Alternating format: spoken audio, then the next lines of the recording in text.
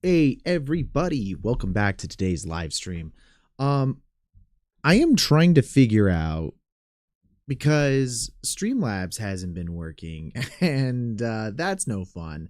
So I'm trying to get that to work, but I think what I have to do is I have to add in Streamlabs as a moderator, but I'm not quite sure which Streamlabs to add. And apparently YouTube doesn't really allow you to paste the channel URL of a user. I wonder if I can literally just copy paste this into the thing, and then we'll just do it that way. Streamlabs, you better be the first result.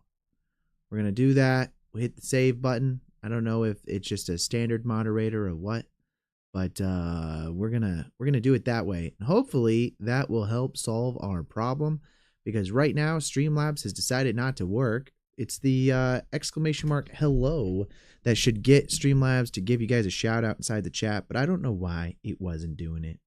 But Orlando Caicedo, welcome into the chat. How are you doing today, man?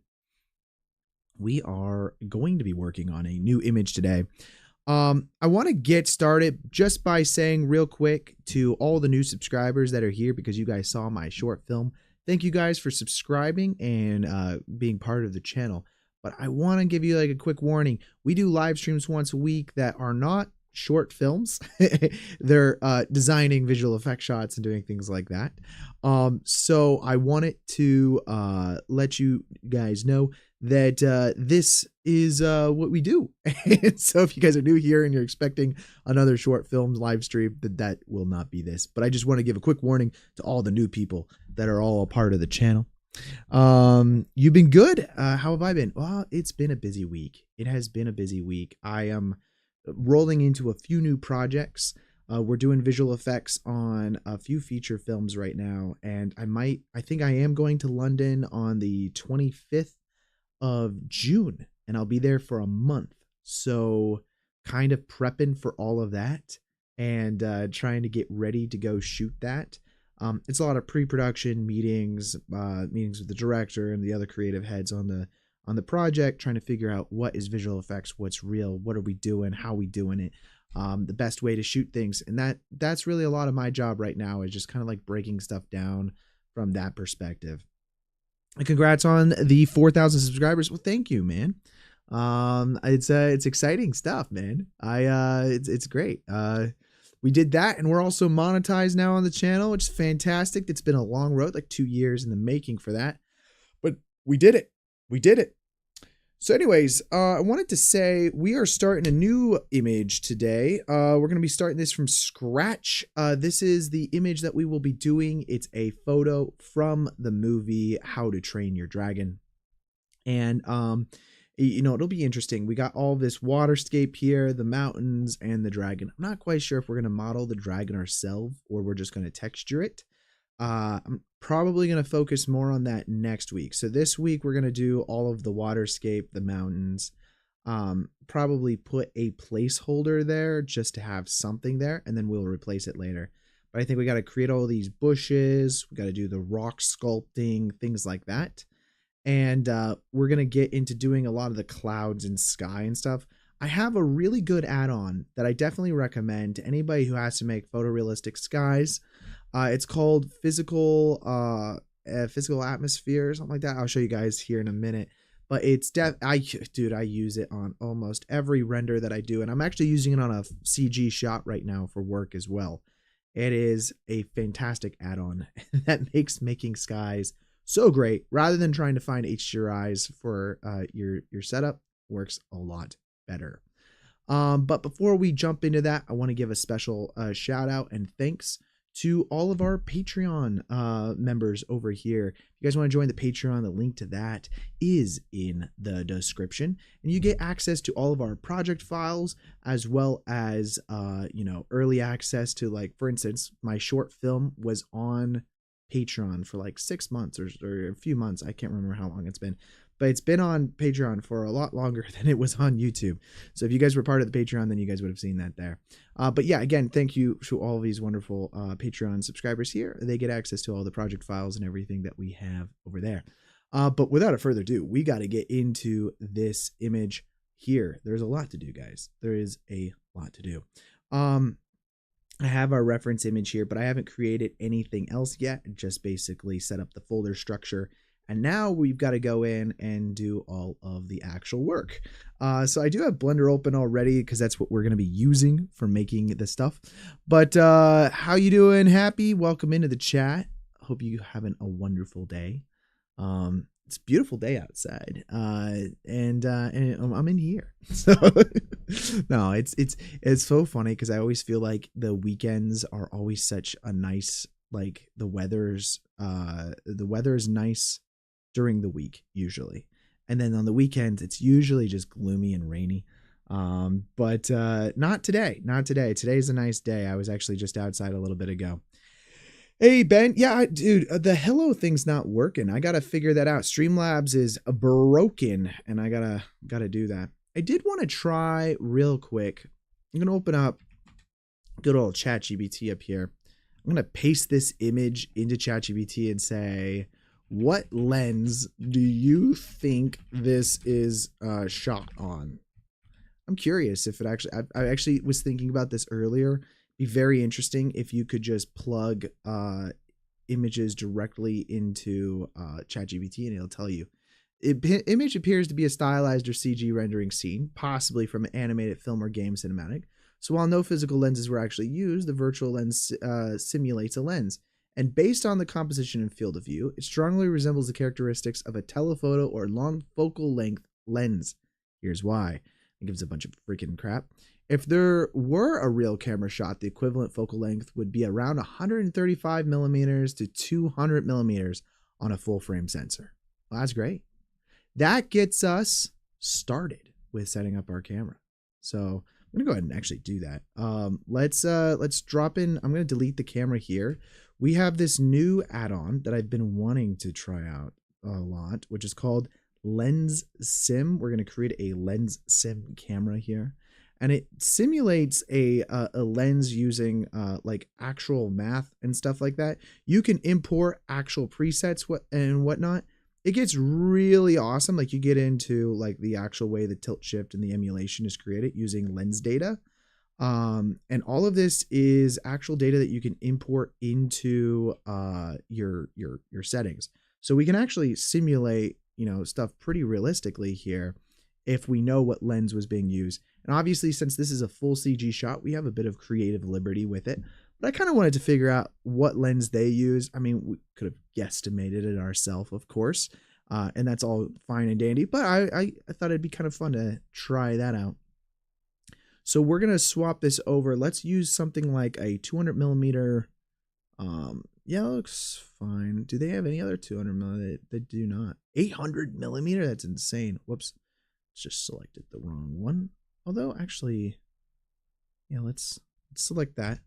So that's going to give us our camera that we're going to use right there. I'm just going to go ahead and select this guy. And let's add a plane. We're going to add in a plane that we're just going to use to scale up. And then I'm going to just set the camera to probably this position here. And next up, we're going to go in and change our lens information because it clips off at 1,000 meters. So we'll probably just add a few extra zeros in there. And then also with our viewport, let's do the same thing. And beautiful now. Now this is really zoomed in. I think maybe we don't go so big on it. Although the camera is going to have to be like a mile away. To get the actual lens to be able to see your plane, you're going to have to be like way back here, especially with something like a 200 millimeter lens. Very telephoto. Trying to find, let's see, we're going to zoom all the way back here. Say something like this. You can actually change your view settings inside of your viewport here to simulate what that would look like. So if we set this to a 200 millimeter lens, and then now from this angle, we're just going to say Control-Alt-0, and end viewport should be fine. I don't know why we're not able to see anything here. Let's go back to our lens data again. Just 167 that.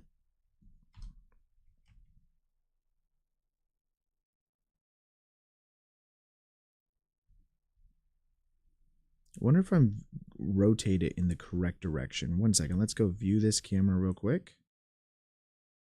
It is pointed in the right direction, so that is correct. Let's go back over to our lens data here. The camera scale. We'll just go ahead and make that a little bigger just so it's easier to see. And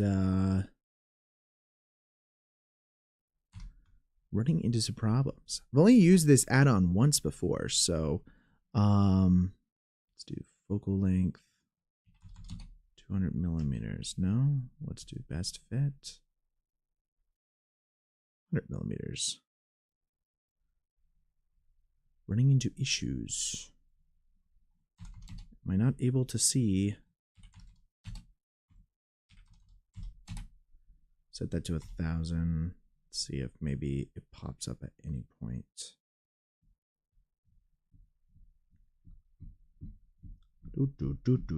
Just extending our endpoint. Nothing. Fine. We're going to mess with this some other time, I think. I wanted to try it out. I've only used it once before. I just got to figure out the better way of using it. All right, so easier thing to do is we'll just add a regular camera in for right now. We can simulate. See, I'm not like dying on the hill of using this add-on. I just wanted to try it. It's a pretty cool add-on that it simulates everything inside of Blender. But the thing about it is I can simulate a real lens by just taking it into Nuke and doing my comp work there. So I'm just going to do this. This will be a lot easier. Okay, great. So this camera, we'll set it up like this. And I don't know what the, let's see, I would imagine it's like 4096 by 2160. So let's go ahead and do that. Let's do 2160 here. That's probably pretty accurate to it. If not, the other thing that we're going to want is let's set this to like a 200 millimeters. And let's also go to background images here and then import our background image just as a reference so we can see what we are making. I'm going to go to our streams folder and then latest date modified. Here we go. Let's open up our reference image and just set that up. Now, if you see, if I set this to fit, it's actually a weird scaling.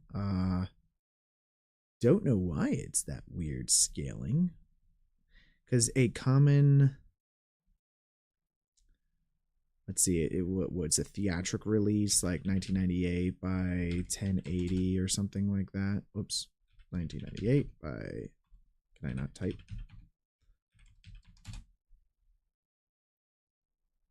And then there's 2160 by 1716. Oh wait, sorry, 4096. That's what I meant to say. Well, let's just do this. This is my favorite one, 4096 by 1716, which is scope. I personally like rendering things out at scope. Makes things look a little more cinematic when you go wider like that. I'm going to set everything to cycles here, and we're going to use GPU compute as well. For our actual image, I'm going to do crop. So we're going to be cropping our image. And you can kind of see what that's going to do already. We're going to remove the top and bottom here. But again, we're just mostly using this as a reference. I'm also going to rotate on the 3D cursor here.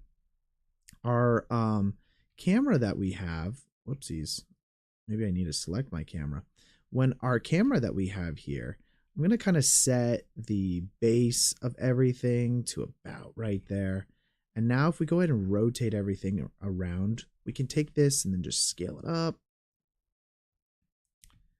Probably scale it up. That's our horizon that we're kind of creating with this plane. And we have this 200mm lens that we're just going to try to line the ground up with everything. And again, we're just eyeballing.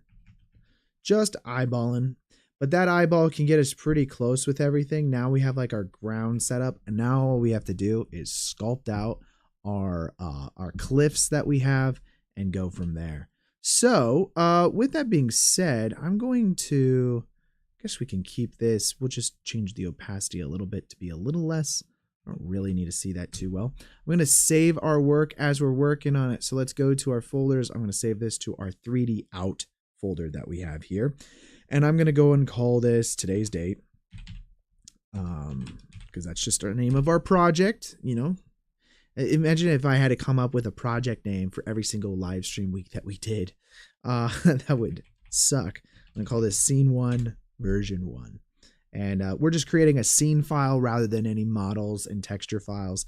This just makes it easier because we're doing everything inside of one project. If we're working with other people, it'd be a little different. Okay, great. Inside of our collections over here, I'm going to call this layout. And then I'm going to create a new collection that we're going to place under our main scene collection. And this one's going to be called camera. And let's place the camera at the top of our scene into that folder. Inside of our layout folder, we'll have a few things. Probably organize all of his stuff later. I don't like organizing as I go because I don't want to have to think about that whole organization aspect of stuff. I like to, you know, just see where everything goes and then change it as we're going along, or change it later. So that way I'm not thinking too hard about it. It's like using a writing software. You want to write with a good software.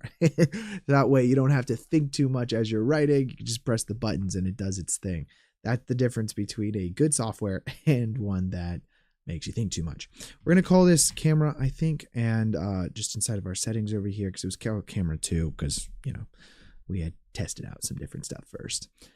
Next up, we're going to go to wireframe here, and I'm just going to, using from our camera view here, we're going to set our 3D cursor to our first spot. And I might actually, we'll just maybe use a plane. I think a plane is probably the best way of going about this. Next up, I'm going to say window, new window. I'm just going to go ahead and set up a camera over here. We'll go ahead and zoom in on our shot. Let's go ahead and select our camera, and then this is the last setting I think we're really going to need to do. I'll probably set the opacity to full and then say view as render. It's currently viewing it as an sRGB texture. I might change that to 709 because it's more color accurate to what we're going for. And then it setting to back is totally fine, but we also want to go down to our viewport display and then make sure pass through is completely black. So that way, any 3D modeling that we do inside of our scene over here, I can go view it inside of this world. And over here, we're not going to see anything that goes outside of our camera view. Makes it very easy inside of Blender to get confused when you're looking through a camera perspective of seeing something that no one will ever see inside of your render. It just makes it easier. It's not like super necessary, but it does make it way easier.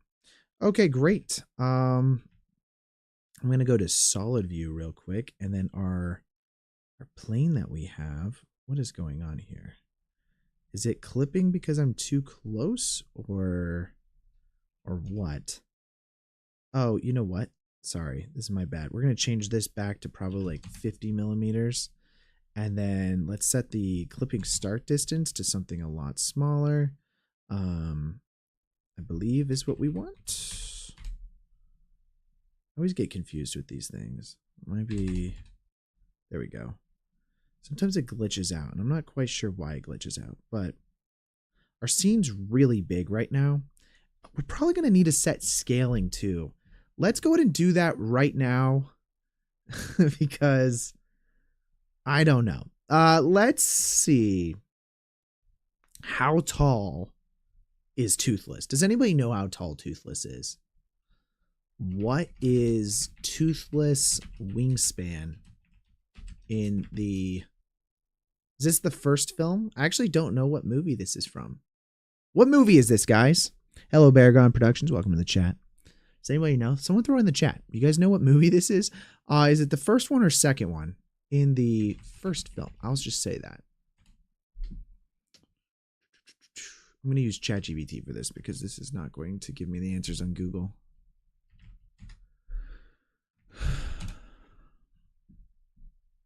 In How to Train Your Dragon 2010, Toothless, a Night Fury, has a wingspan of approximately 40 feet. So from here to here is 40 feet, guys. Okay. So then now, bro doesn't know it's from How to Train Your Dragon. No, I know it's from How to Train Your Dragon. I just know which one. There's 3 How to Train Your Dragon movies. Hey, Marvin Plays, welcome into the chat. How you doing today? I know what movie it is. I just don't know what movie it is, right? Like it's you know, which one of the 3 How to Train, and now there's a live action one, okay? And we know that this isn't from the live action one, but this is from the remake, right? No. This is from the movie, from my understanding. Another thing I really quickly want to do before I get too sidetracked here, let's make sure our color management settings have this set to, whoopsies, go back into here. Can I not break my computer as I'm trying to select? Here it is, Asus CG. Thank you. There we go. Are you sure you know which movie is from? I don't. That's why I was asking. So, but we're going to assume it's from the first movie, okay? Because that does give us a starting place of where we're going, okay? Otherwise, we're literally just guessing everything here. So what are we doing today, Connor? We are remaking a shot from How to Train Your Dragon. I'll make a dragon at some point. At the moment, I'm tinkering with Houdini, which has been so much fun. Yeah, Houdini is great. And then you can make dragon fire in Houdini, which is really what we want. Let's see. Okay, so let's assume that this image, again, is 40-foot wingspan. Let's just screenshot this. Okay, and then paste this inside of ChatGPT, all right? This is what we're going to do. We're going to paste this inside of ChatGPT, assuming Toothless wingspan in this image is 40 feet and the camera used is 200 millimeters. How tall is the far left? What do they call that? What do they call those rock surface? Cliff edge. Far left cliff edge in the water from water surface to the tip at the top. We just want to figure out roughly how tall that is. So 40 feet wide on the wingspan, 200 millimeter lens. We have no clue anything else. You know what? I'm going to be very surprised if ChatGPT gives us any kind of answer whatsoever. But it's guys, it's breaking it down. It's breaking it down. Look at this. I'll even show you guys. To calculate the real-world height of the far left cliff, I need you to provide the pixel coordinates of the following points. Left and right wingspan of Toothless, Bottom and top of the far left. Please use the grid and cursor to estimate the coordinates like this. Left wing x1.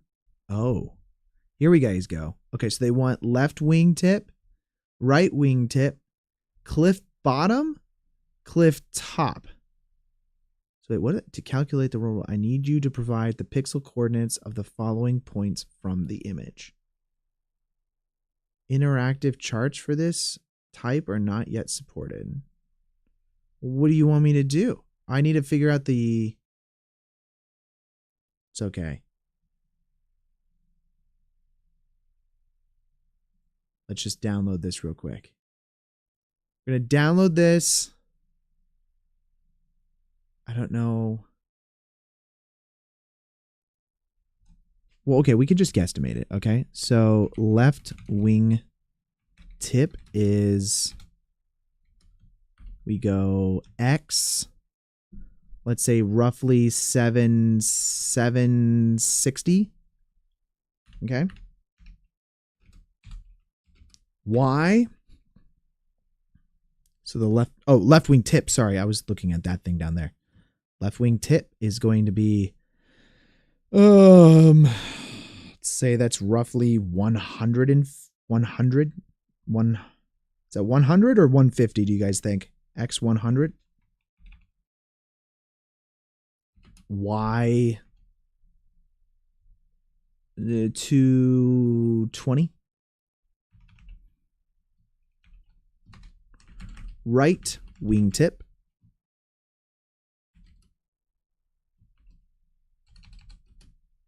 X. What was that? 1,000. 1,180. 1,180 by Y,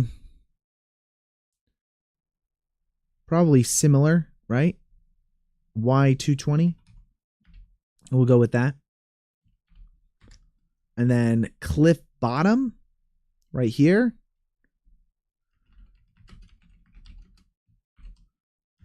X. Ooh, we say that's exactly 700. We'll throw it at a 700. X 700. Y. Oh, wait. Sorry. Not X. Well, that would be X. Yeah, I'm sorry. That's Y. Oh, why is my brain breaking? It's 770. 770. And Y 700. Right? Am I on the right track here, guys? I feel like this is the right track, but it's hard to tell. Toothless is how to train your dragon is approximately 6 feet 5 inches tall. He also has 26 feet long with a wingspan of 50 feet. That's not what ChatGPT said. That's all I'm saying. It said 40 feet, roughly. Cliff top. It's going to be X. Probably 800. Let's just say 800. Let's do 800. Y.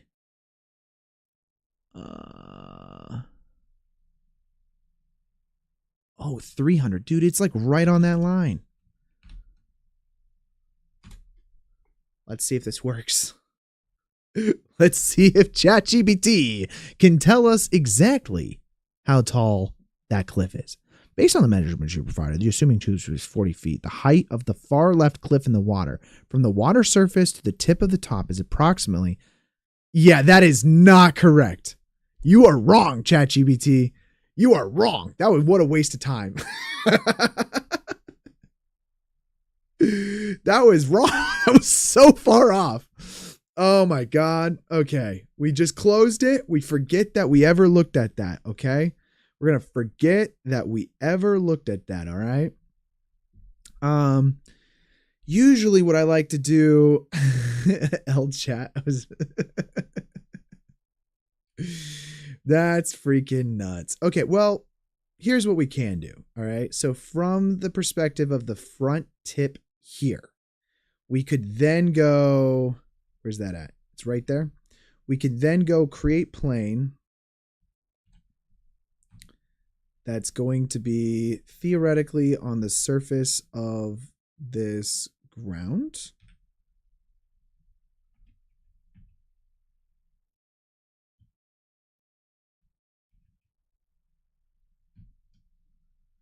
Right? Yeah, there we go. And then we're going to delete everything except for one vertice. Nope, sorry. Control I. There we go. Thank you. Delete everything except for one vertice.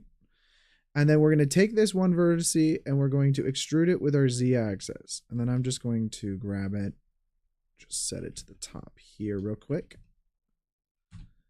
And then this height, let's figure out exactly how tall this is. And then we're going to go with what you guys say, since you guys trust humans more. And you know what? You're probably right to do so, because that was way off.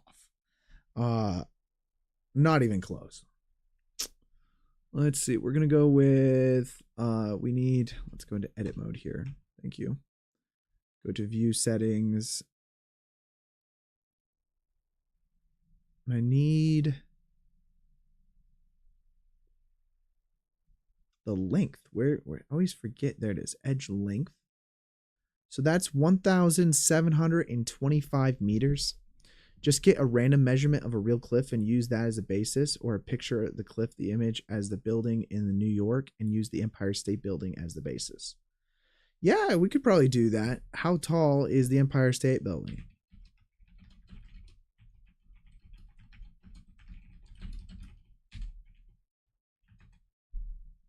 It's 443 meters.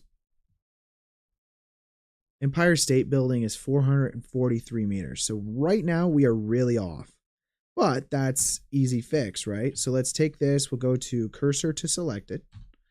Let's then select everything in our entire scene here, and we're going to scale it down on this cursor, I think. Actually, no, this is way easier than that. Let's do this. We grab this whole edge here and we scale it down. And even better, we're going to delete it.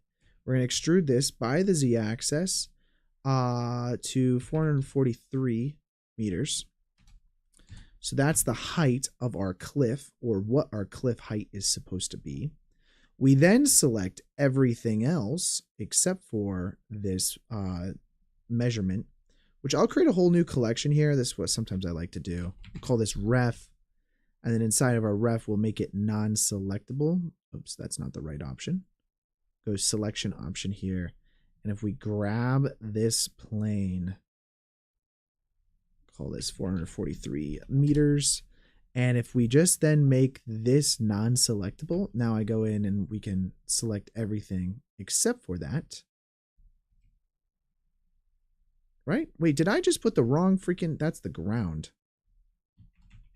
That's so funny, guys. We played this in there. We'll call this 443 meters. And it's non-selectable, so now we just take everything, and all we have to do is just scale everything down till when that line is right at the top of our measurement. So now we've got our plane, or our single edge here, that goes to the height of that. See, sometimes my genius is almost frightening. 100%. It is almost frightening. Hey, by the way, I don't know if you guys all saw my short film, but if you haven't, go check it out. It's on the YouTube channel. It's already been out for like a week now, so if you haven't checked it out, go watch it. A little bit of a plug right there. If you want to see my genius. No, I'm just kidding.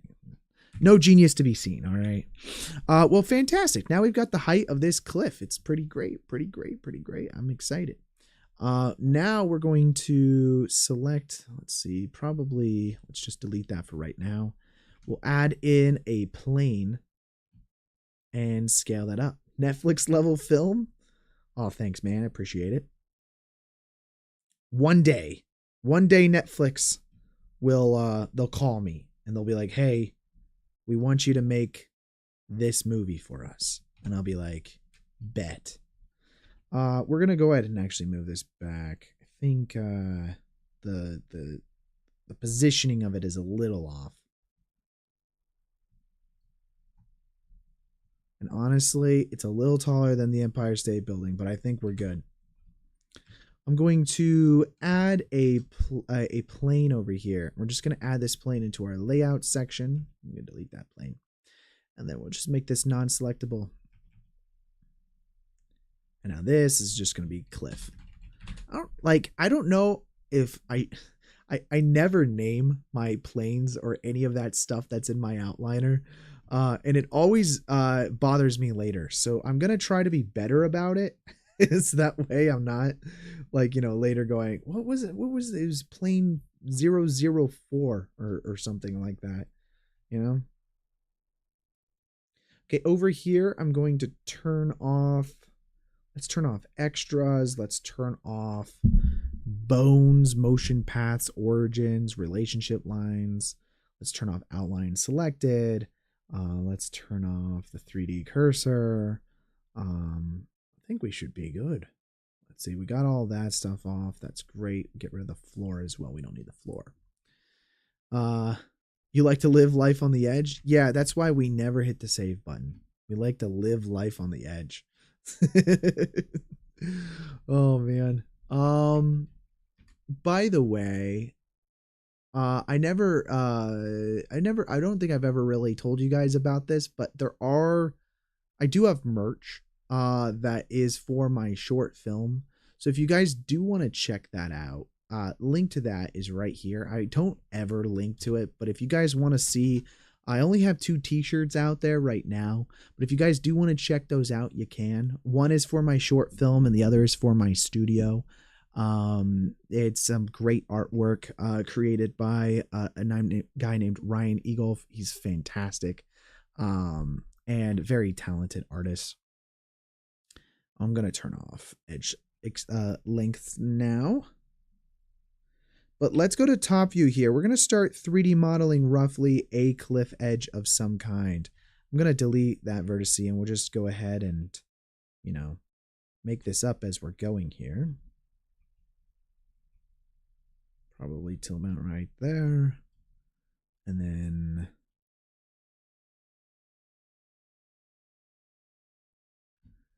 cool. So we'll just, I don't know what the other side of this cliff is going to look like, but we'll just go ahead and do that. Fantastic. Let's just go ahead and focus on that. The animal looks scary. You love it. That was the point.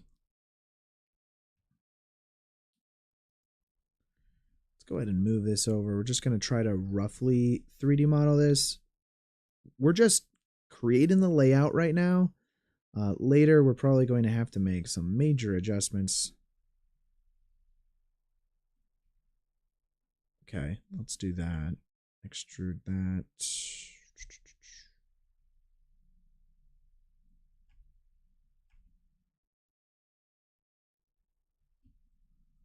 Just grab this whole thing here. We're going to bring that in a little bit. Just kind of fix that up a little. Go to the next one. And go ahead and extrude that up as well. Let's grab this whole thing and just bring it down a little. We just want to line that up.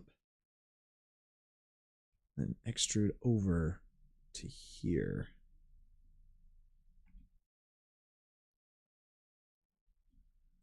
Let's grab this edge now. It's not supposed to go so far out.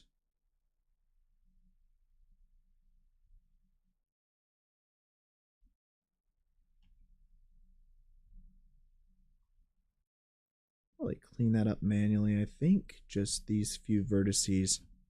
We could do a lot of this inside of sculpting as well, so, but I just want to get the basic shape down, so that way we're not having to make the entire thing in sculpt. I think we can match as much as possible, kind of like these jaggedy edges that the actual cliff surface has. That'll help us a lot later.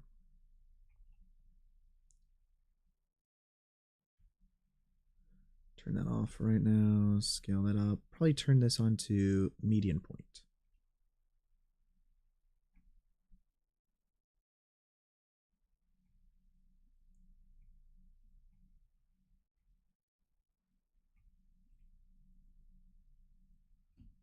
And beautiful. Guys, cliff surfaces are so easy. What are your overall thoughts on the live action How to Train Your Dragon? Like, even if you haven't seen it. Well, isn't the movie not even out yet? It's not out for like another 2 weeks. I'm actually going to a early screening of it next weekend. But what are my thoughts? Probably, here's the thing with a lot of these live actions. I don't know what the point of them are.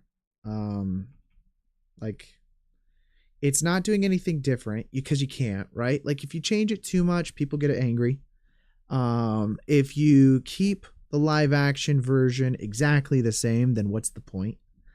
And so then a lot of what happens is that people just get angry no matter what. I think it's an unfortunate situation where the studio is just trying to make something that they know that an audience will enjoy, and what ends up happening is that they have to deal with a lot of backlash because of it.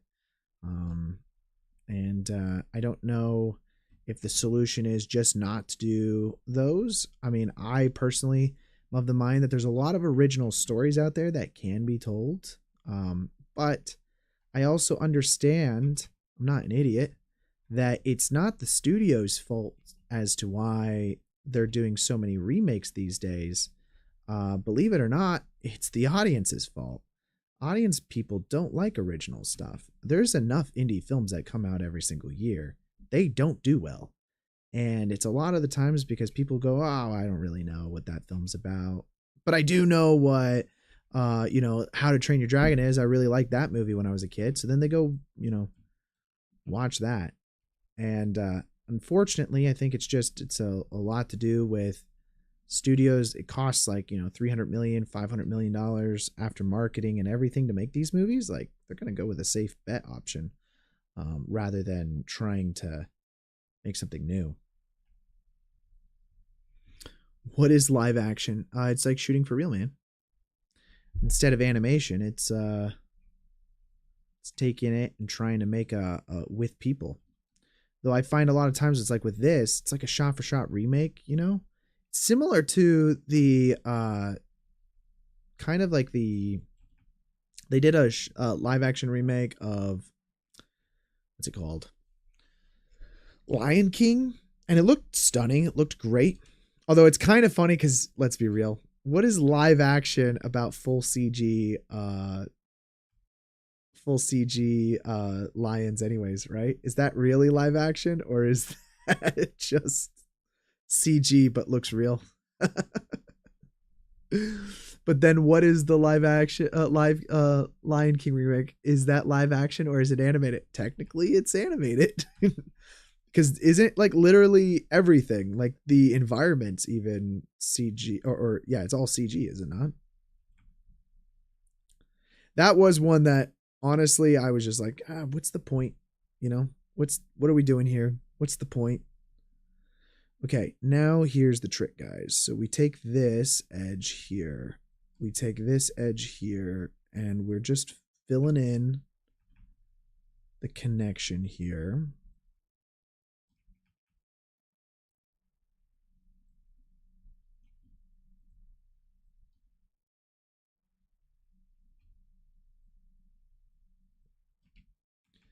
Probably something like that. So now if we go select the outside edges, it should have everything, and we can just go upwards from there.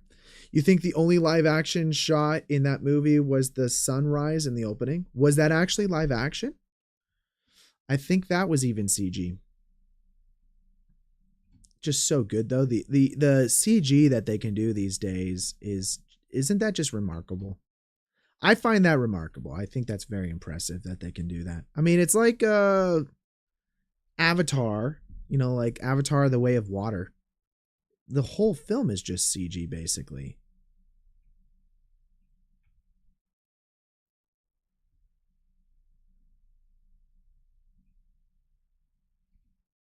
And I think that's super cool. Like, I think that's cool that they can do such good CG like that.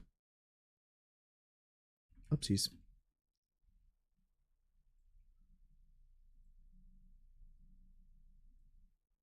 Lots of great movies come out every year, but the directors aren't household names. Yeah. There's a lot of indie films out there, guys. Definitely recommend going and like watching them if you can. Like I do think like I think indie can get a big boost again. It's just the problem is I think audiences they're just used to not. I'll be honest. Like when I was in college, like and out of college, all it wasn't until a few years, like maybe 6 years ago or something like that, where I ever watched like any indie films. Or even like, because I joined AMC A List, and once I did that, I was like, whoa, there's a lot more movies that go to theaters than I think I really realized. So at the time, I was really only watching the big blockbuster tentpole films that would go. Like I'd watch Star Wars, I'd watch, Marvel movies, things like that. But then like I started with AMC A List, I was like, oh snap, I can go watch literally everything. So then I just started watching everything, and I realized I don't like those movies. I don't like big blockbuster movies. I like the indie stuff a lot better. Because I remember Parasite came out back in like I guess that was 2019. I remember just being like, wow, I don't think I ever would have watched this movie if I didn't have AMC A List. I don't think I ever would have watched it. And then it's like I would have missed one of the best movies of that year that came out. And then ever since then I like to go. I mean, sometimes you get disappointed, that's for sure. But like I like to go watch pretty much anything that comes out. I'm just like, usually it's good stories. Usually there's problems with it because they don't have enough money to spend time in the edit. But um, if you look at past that, it's like you can watch so many of these great movies that have come out. Love Parasite, yeah, 100%. Lilo and Stitch broke box office records. Yeah, I want to go watch that. I was gonna maybe we'll watch it today because I got so I just got into the Visual Effects Society, and they do like special screenings of movies, and so I was gonna maybe go watch that today. Then I was like, no, I got a live stream. So that's why I'm here. But but I was gonna go check that out, and I kind of still do want to go check it out. It looks fun. I did like that movie growing up. I thought it was so cool, the alien Stitch, just kind of like the whole alien universe was really cool to me. A good fun movie. That was my princess, Stitch. All right, let's go and extrude this upwards, scale it in a little bit more, and just kind of line this up if we can.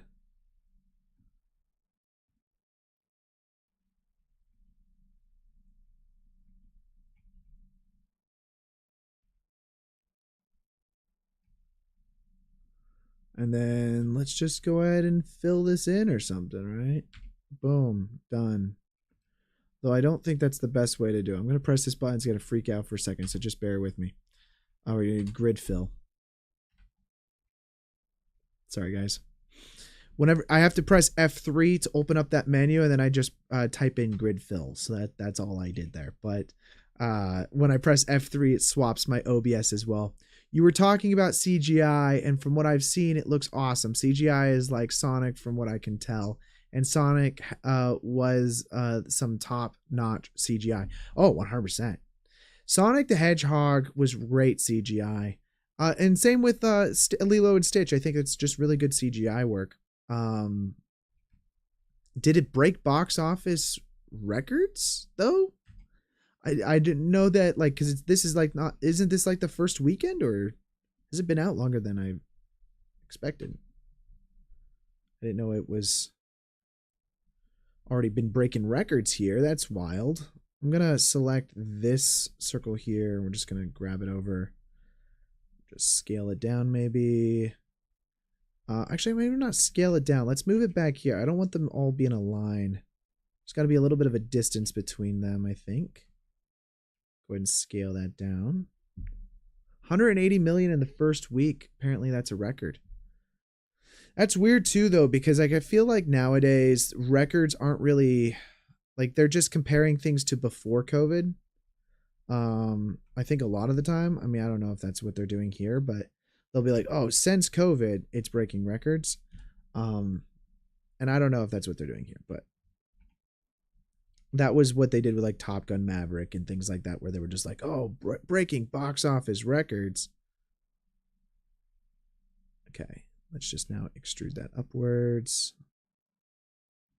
Oh, you know what? I can't just do that. I gotta select this guy here. We'll grab him on the Z-axis. And let's say this is supposed to be the top piece. Now I have to grab you and move you forward.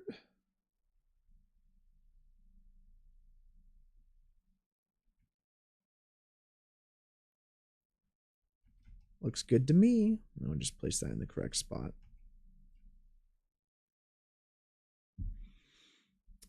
It's 280 million right now in 2 weeks. What was the budget though? I imagine though the budget's got to be pretty high. You got a full CG creature as the main character of the film. That's got to be pretty high for the budget of the project. That's the problem with a lot of these movies nowadays. I mean, didn't they say that Avengers Endgame was made for like $500 million? And if you think about it, what that means is that the studio has to, it has to, if it was made for 500 million, then it had to have been made, like you have to make $2 billion in the box office to make a profit, because the theater gets half of that, right? So if it made 500 million in the box office, then the theater's getting 500 million. They probably spent another 500 million on marketing material, if not 300 million, 200 million, some insane amount of money because of all the TV spots they do, posters they get, it's front of trailers and in movie theaters, things like that. Like it's easily could be up to $500 million. They always say it's twice it's the budget of the film is how much they spend on marketing. So they need to make $1 billion back, Disney themselves, from that. And if the theater's taking half of that, it means $2 billion in ticket sales before the studio makes a profit. That's ridiculous. What's up, Big C? Well, hey, how you doing, Hasselhoff? What's up, man? 356 million was Endgame's budget. I don't know if is that true? That's still massive though. That's crazy big. And that's not including marketing. That's also, I don't think, including above the line. That's only production budget. Do all theaters make half? Doesn't make sense. If so, how do studios make money on anything? Well, see, that's the thing. Back in the day, they used to make money off of DVD and Blu-ray sales. And by the way, they do make money. Nobody's crying for Disney over here saying they don't make any money. They're selling so many freaking toys, guys. Their toy sales are through the roof because of these things. Like, I mean, even like Little Mermaid, I think, is a great example of this. They sold so many costumes during Halloween time of Little Mermaid to a bunch of little girls around the US and elsewhere and around the world. And then you sell Barbie toys and like all sorts of crap. That's just money right there. Printing money. That's how money's made. Just extend that outwards. Yeah, you want that. Roller coaster rides. Whole shebang. Oh, they need to make $2 billion to make a profit? I mean, it's just simple math. I'll make the rules. Grid fill again. Back to F2. Sorry, guys. I have to do that in order to... Maybe I'm going to swap my command so it's F2, because then it'll stay on this window if I do that.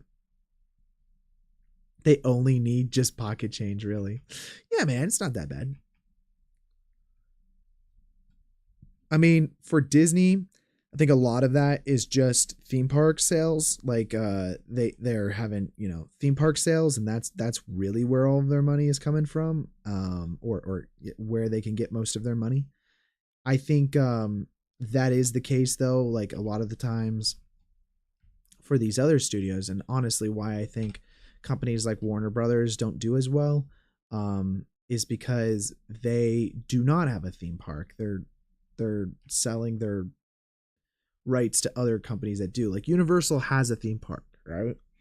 Warner Brothers sells their DC rights to, I think, Parks of America or something like that, for the um like Six Flags, Magic Mountain, like all of those places.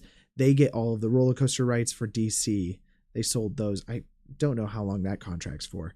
And then they sold Harry Potter's at Universal Studios, even though it's a Warner Brothers production. So that's another one.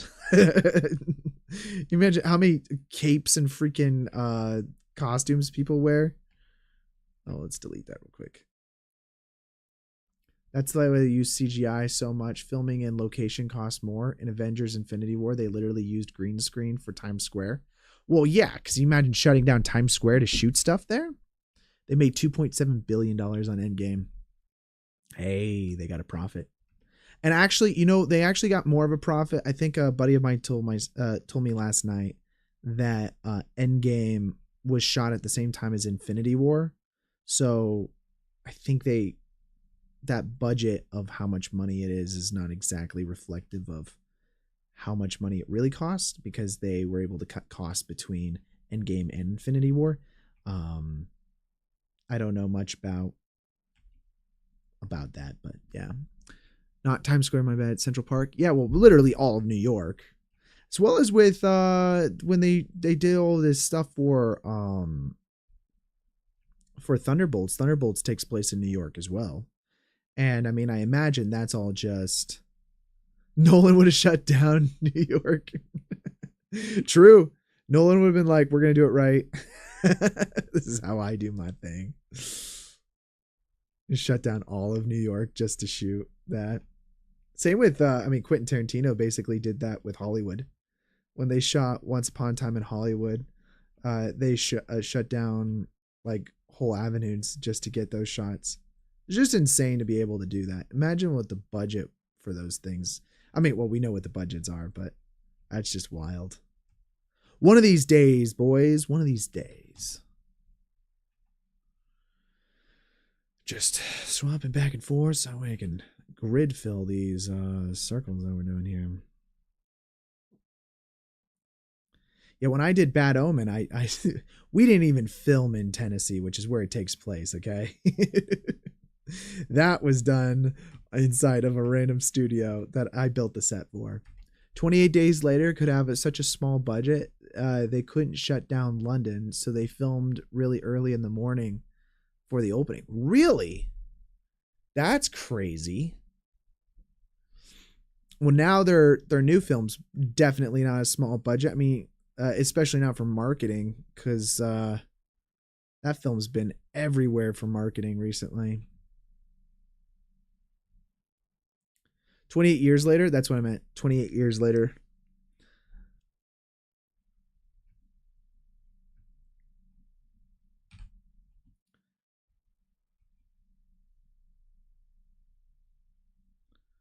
Let's get that, scale it up a little bit. What do they call? Are these just, because like I want to say these are like stalagmites, but I know that's like in a cave, so I don't know what they're called if they're coming out of an ocean floor. Is it just cliffs? Seems like there's got to be more of a proper name for it.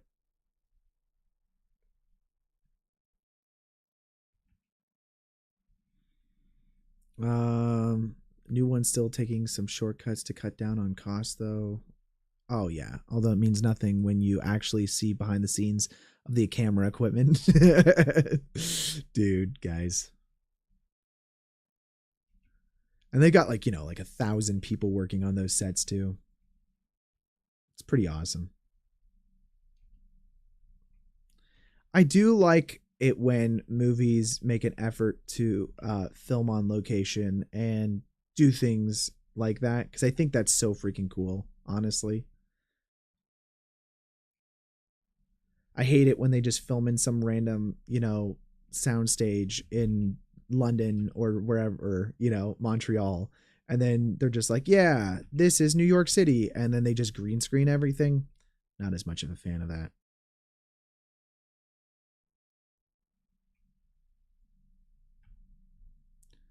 Die Hard with a Vengeance. Die Hard 3 was filmed in New York City, Central Park, the Federal Reserve Bank, Wall Street, and Yankee Stadium. Okay, yeah, but what was the budget on that? You got Bruce Willis, who already costs like I think $1 million a day.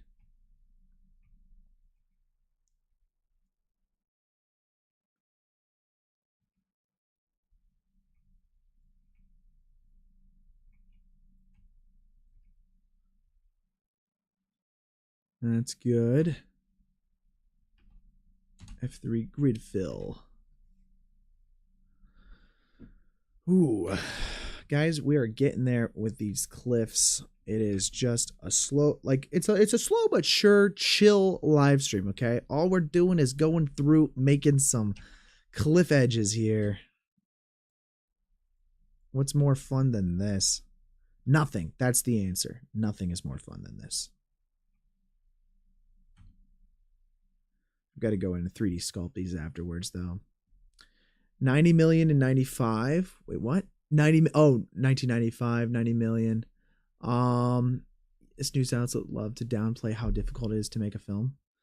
Why did someone say it was easy? Yeah, that's what I meant. I think it was mostly news outlines that were making it sound like it's something that you could do yourself with your own phone. Which yes, but no. um what, 28 days later was something that could be done with your own phone? That's what happens, guys. I'm in the middle of like doing this and then I'm not paying attention that you guys have some cool conversation point that I miss half of it on. Okay, we're gonna go back to top view over here, duplicate this, make this go all the way back here. Little rock. It's all the way back. Most people don't even know how to adjust the exposure on their iPhone. That is so true, dude. Hey, I don't even have an iPhone. Thank you very much. I am enlightened. I have an Android. We're going to start that conversation now, right? F3 grid fill. iPhone versus Android. Let's go, guys. Okay,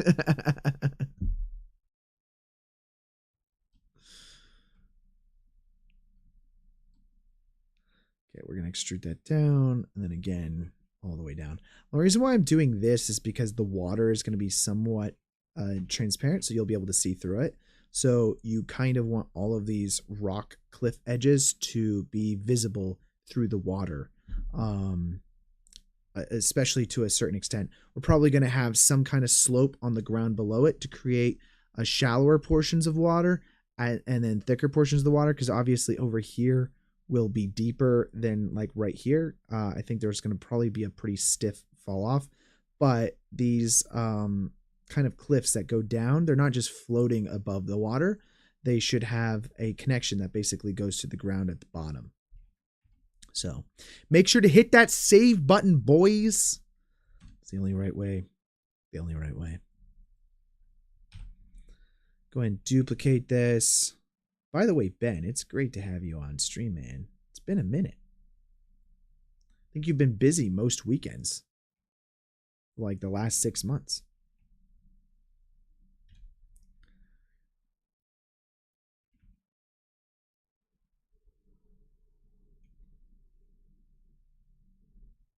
All right. Now we're going to do this one of those fancy kind of like U-shape things at the top here.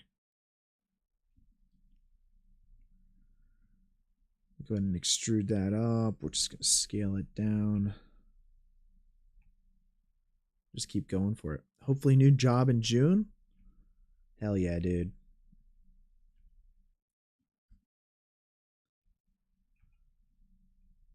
One day I'll have my own film studio. You can just work for me. How about that?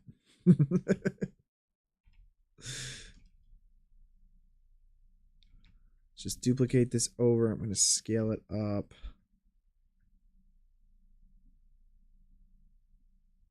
Move this over as well.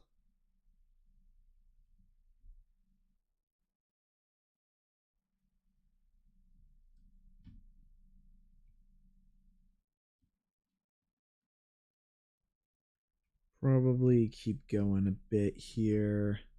We have to connect the two, so let's go ahead and rotate that a little more. Yeah, rest in peace, Alan Rickman, but also rest in peace, Bruce Willis. Very sad.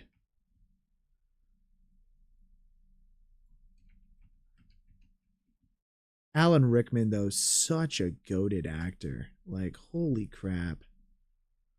One of my favorites.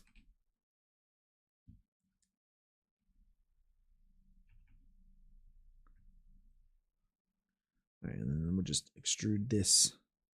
Basically just making legs coming out of the water here. Yeah, Bruce Willis passed, I believe, last year. Let me Google this. Let's just double check to make sure I'm not being dumb. Did he not? I thought he passed last year.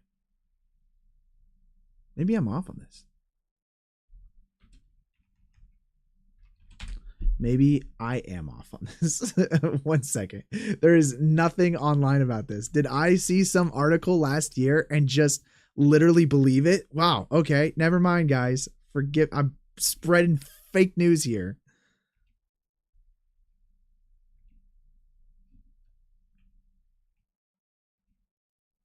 Connor gaslighting himself with fake news. I didn't gaslight myself. I apparently got gaslighted. Well, that's actually great news.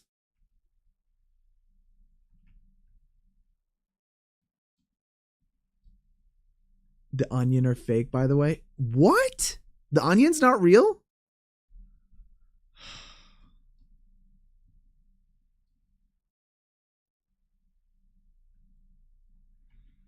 Okay.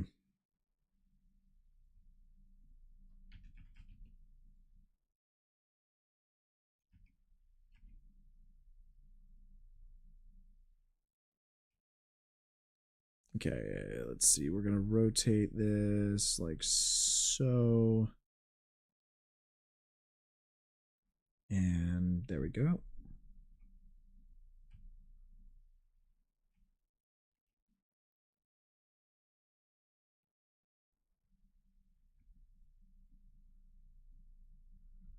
I'm going to have to smooth so much of this out later, though. This is insane.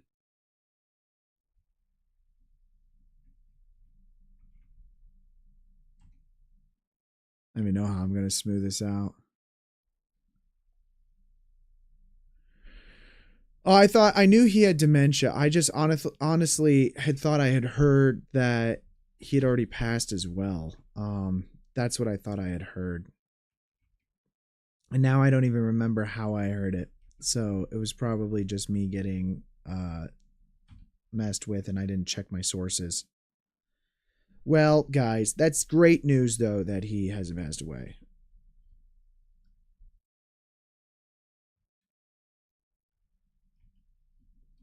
Okay, and then let's just deselect all of this stuff up here and extrude this down. What are your guys' thoughts, though, on the new How to Train Your Dragon? At least what you guys... I mean, there's not really thoughts you guys can really have on it. It's not out yet. I feel like the more appropriate question to ask would be, what are your thoughts on the new Lilo and Stitch? Because that one's already out. What are you guys' thoughts on live action remakes? You can make a clip of Connor spreading fake news. You probably will. Hey, now. Hey. I'm going to copyright strike that. The dragons look sick, but just more of the same. You know what I was kind of surprised with on this? Yeah, you don't see the point. What I thought was, if you're going to make it live action, right? Make the dragons look more real. The dragon just looks like the animated version, but somewhat better shading. Like, just because the original was made in what year was the original made in? How to Train Your Dragon. It was like what was the first one? 2010, guys? 15 years ago? Yeah, I mean, so yes, the new one looks better. Put a person in a dragon costume.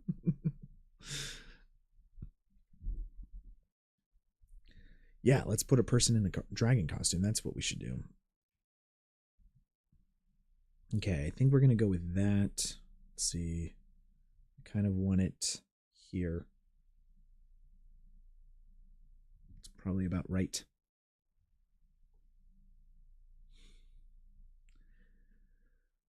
Patterson footage, but it's How to Train Your Dragon. Yeah, I think some of the others look more real. It's just Toothless that looks exactly like the animated counterpart. Oh, I guess that's really the only thing I've been paying attention to was the new Toothless. I'm like, it just looks like the animated one. It looks exactly the same. And then it's like, I mean, the trailer is like just shot for shot remake of the animated film that only came out 15 years ago. Versus a lot of these other live action ones, at least they're like 100 years old. I mean, you got like Snow White came out in like 1920, right? Or 1923 or whatever it was. Like, of course, that can more likely be made into a live action. And it kind of makes sense because, you know, it's such an old story, right? But at the same time, whoopsies. What am I doing here? What is this? How big is this plane? Did I ever add a plane?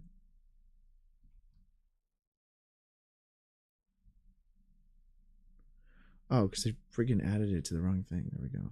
Just select layout. So at the same time though, it's, you know, one of those things where it's like, oh, do we need this?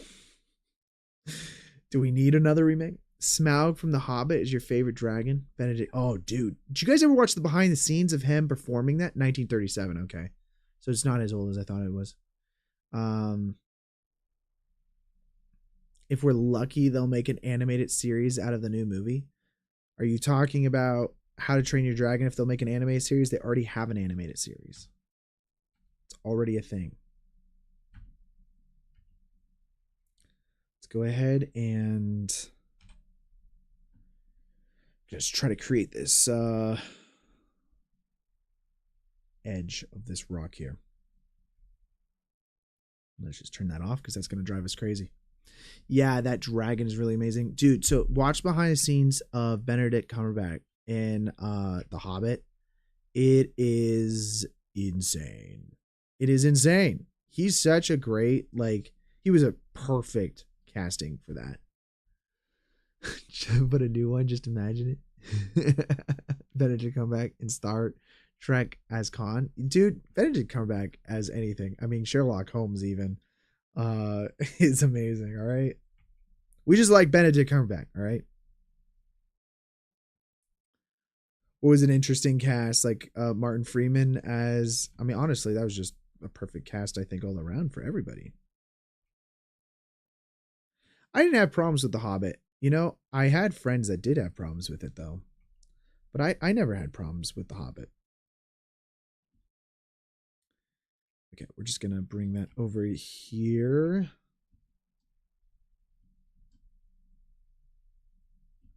It's crazy. Warner Brothers didn't get the rights to like Rings of Power. Like that went to Amazon instead. Cumberbatch's Khan. Great casting choice, honestly. Although, I mean, nothing like the original Star Treks of Khan. It's completely different. And you know what? Maybe people did have problems with that, but I didn't have a problem with that personally. He played both Smaug and Sauron in the Hobbit movies, and yes, I have seen the behind the scenes of him acting. And it's like, can I say, it's goofy? Maybe, but honestly, it's just also he gets so into it, which is just crazy.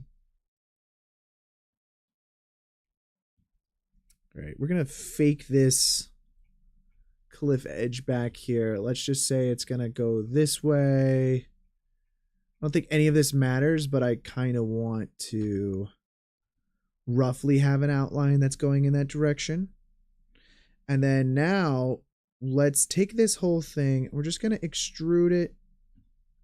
Just grab it like this. We're just going to scale it out a little bit. Scale it out. And as I said, we're going to have like a bit of a sharp fall off here. But we do want some kind of fall off.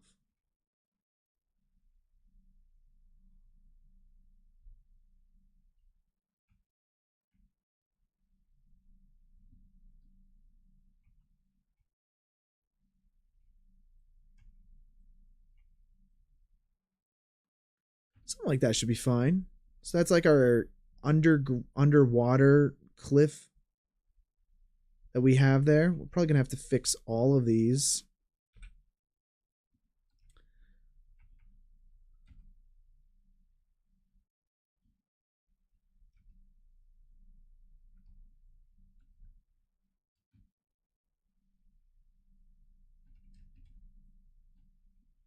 I think that's pretty much everything now. And then if we just go to the side view here, let's just extrude downwards. Just keep extruding. There you go. Now you got yourself some of these like little cliffs that go into the water really deeply. Those are so far back there, we're not going to see it anyways. The Hobbit is a really different tale from the Lord of the Rings because it's just one book and they somehow made it into a trilogy. Yeah, I guess that's that is true. I did read the books before, but here's the thing. When I watch something like a movie or a show and it's based off of source material, you almost have to have like a mindset that of course it's going to be different from the original source material. There's no way that they can make it exactly the same. So you do have to have that mind. I hate it when people go, "Oh, the book is so much better." It's like, okay, great. Well, then just go freaking read the book. If you've got problems with every movie that ever comes out and you're just like constantly telling me that it's not as good as the book, well, it's like, well, great. Then just go read your book, okay? The movies are a different art form and that's fine, but you got like, I don't know. That's just my opinion on that. I think sometimes people get a little purist when it comes to like books and movies. Like even Last of Us video game, it's like, oh, well, the video game had it this way. It's like, cool.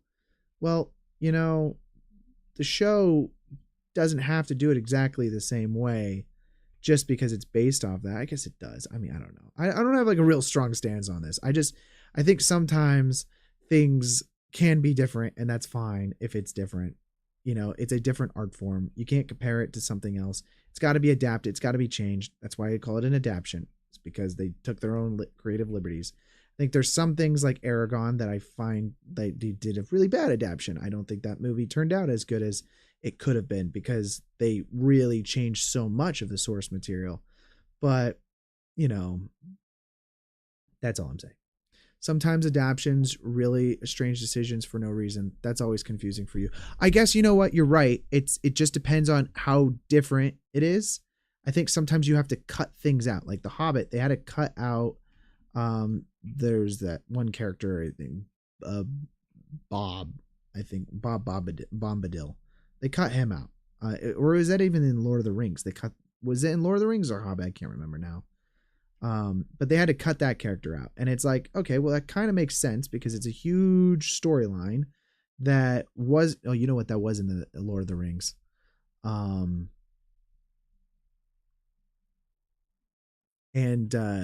so, kind of makes sense in that regards. Hello, you're new. That content, your channel is, what content is your channel about? It's a great question. We're still figuring that one out. No, I'm just kidding. Once a week I do live streams where I create visual effects shots from scratch. Right now we're remaking a shot from How to Train Your Dragon. We're 3D modeling the scene. And I just released a short film on my channel as well. You can go check that out. It's called Bad Omen. You should go check that out. I don't have the link in the description, but if you go to my channel, it's like the second most viewed video on my channel now. Came out last week. It's a monster horror film about a werewolf. Spent about a year making it, and then it's been in festivals for the last 2 years. So I would say if I were to quantify what this channel is really about, I would say that it is a filmmaking YouTube channel. And that's kind of what I want it to be, where I'll show you guys some behind the scenes of things that I'm working on, and as well as visual effects and stuff like that. So you teach the whole process behind it, including the environments. Yeah, that's what we're doing right now. Making a cliff edge. Kind of. Looks almost like a cliff edge. We're getting there, right? It's a work in progress. I have a question. Does The Last of Us 2 game end the same way as the TV adaptation? So I haven't played the game. So if someone wants to speak up for that, then go for it. From my understanding, yes, it does.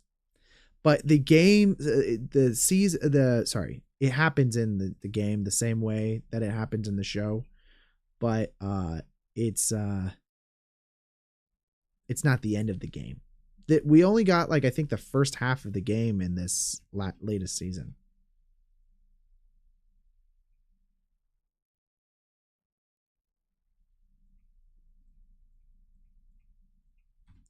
We're gonna do that, and I gotta cut a hole through this. This is gonna suck. Is what it is, though. All right, we'll just grab these two vertices there, and I think somehow we just have to figure that out. Like something like that. You're trying to learn environmental modeling creation 2. That's great. Well, awesome. Well, you will learn some stuff. I mean, I'm not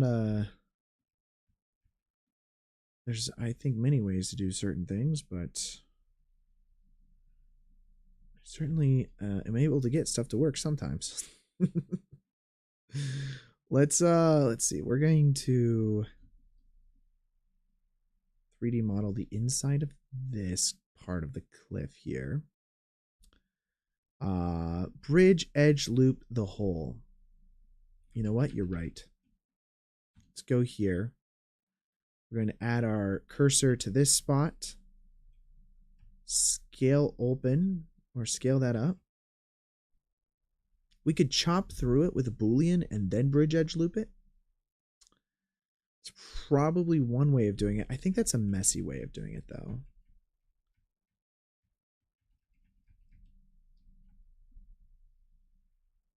Let's see.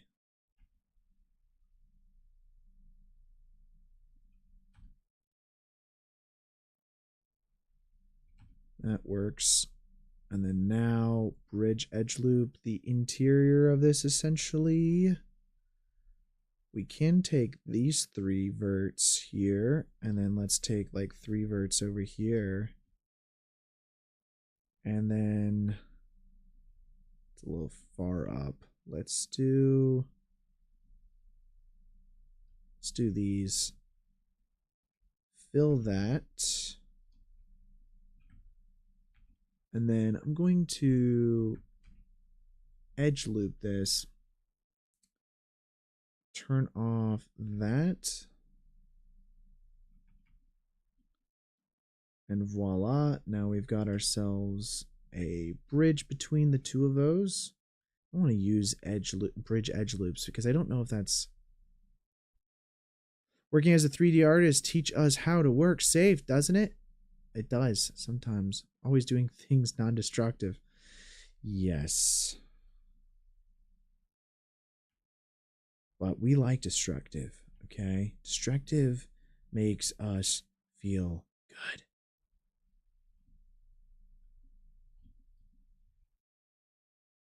Scale that in. We're going to take it over a notch.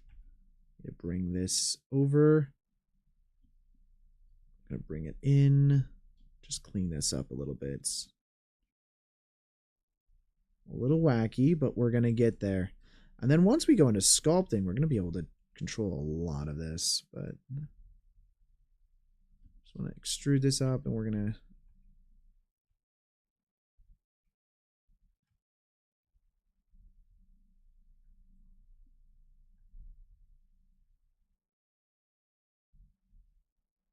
Beautiful thing, guys.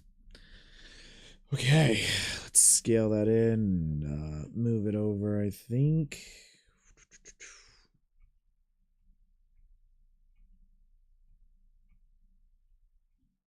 We could reconnect it. We could. Probably should.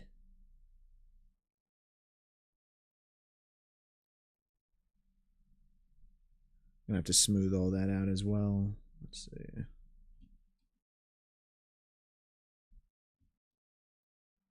So now if we take these 2 edges here, let's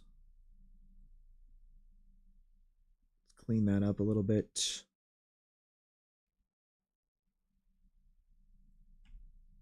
A little too flat of an edge.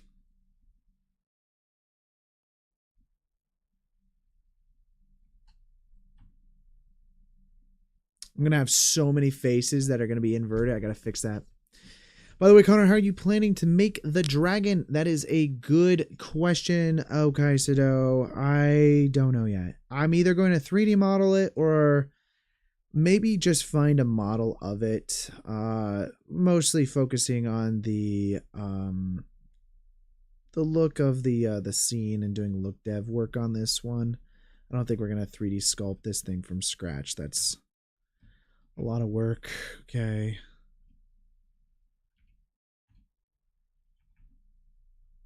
All right, that's all connected now. So now if we just take this whole thing now, we can just extrude it upwards. And that's the top of our cliff face that we're not going to see. Save button. First time I'm seeing someone actually editing the rock instead of just sculpting one. Well, I'm going to sculpt it in a bit. I just wanted to get the rough shape of it there first. I knew that it would be easier for me to do it this way. It's just my personal preference. It's probably not the right way of doing it. I just like to get rough shapes in there first before I go in and try to finagle it to be where I need it to be. And now I've got like a nice layout of the entire cliff face. It's just first done inside of edit mode. Which, you know what? I'm not a traditional kind of guy, all right? We're going to add in a plane, I think. Just scale that up. And we'll just move that down, I think. Let's go over here and delete this vertice, and we're just trying to make this edge. So we'll go ahead and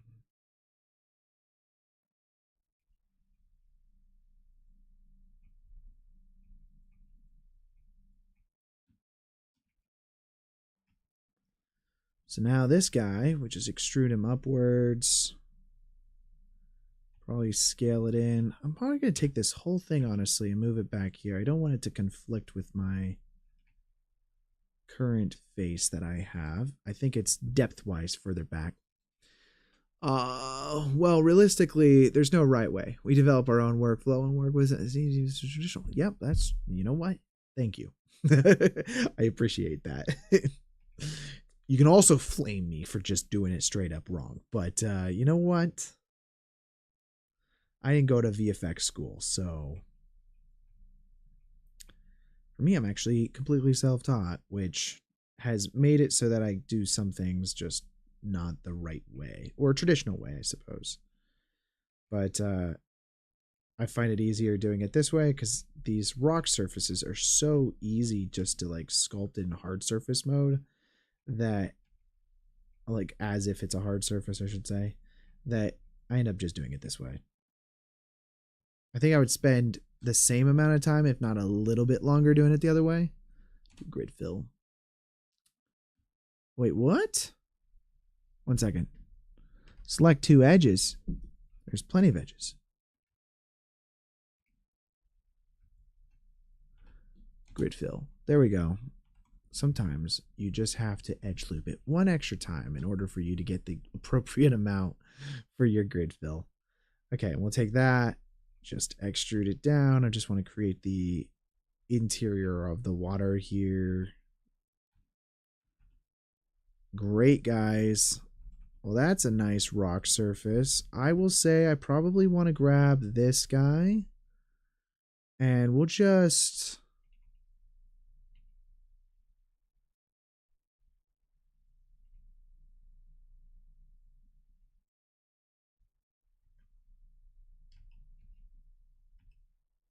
grab him out. Just make it a little thicker.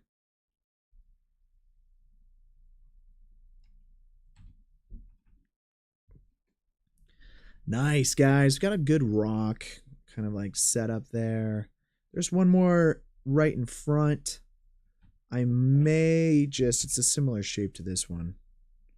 Let's just duplicate this and we can make some adjustments. So we're just going to duplicate you, move you over, rotate you around, scale you up, move you down.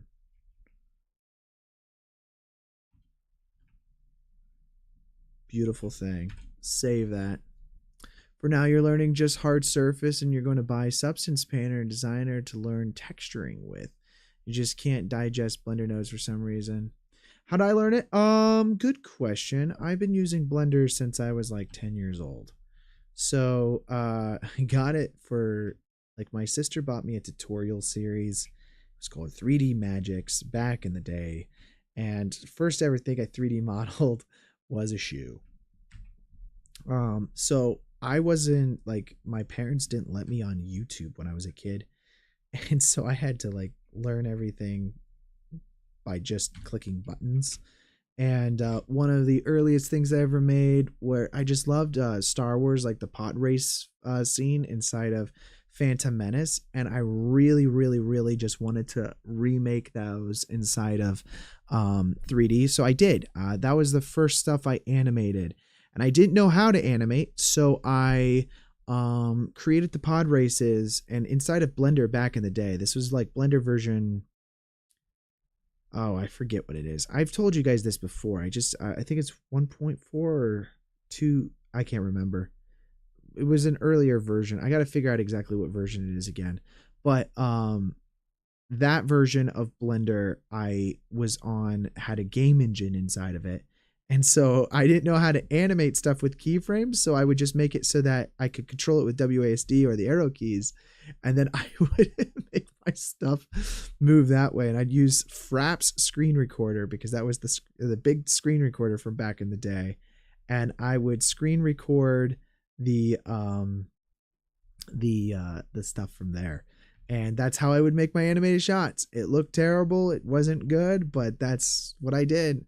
One of the earliest short films that I had a CG thing in it was a CG rock that was flying through the air that I basically created inside of Blender and just rotated it using the WASD controls.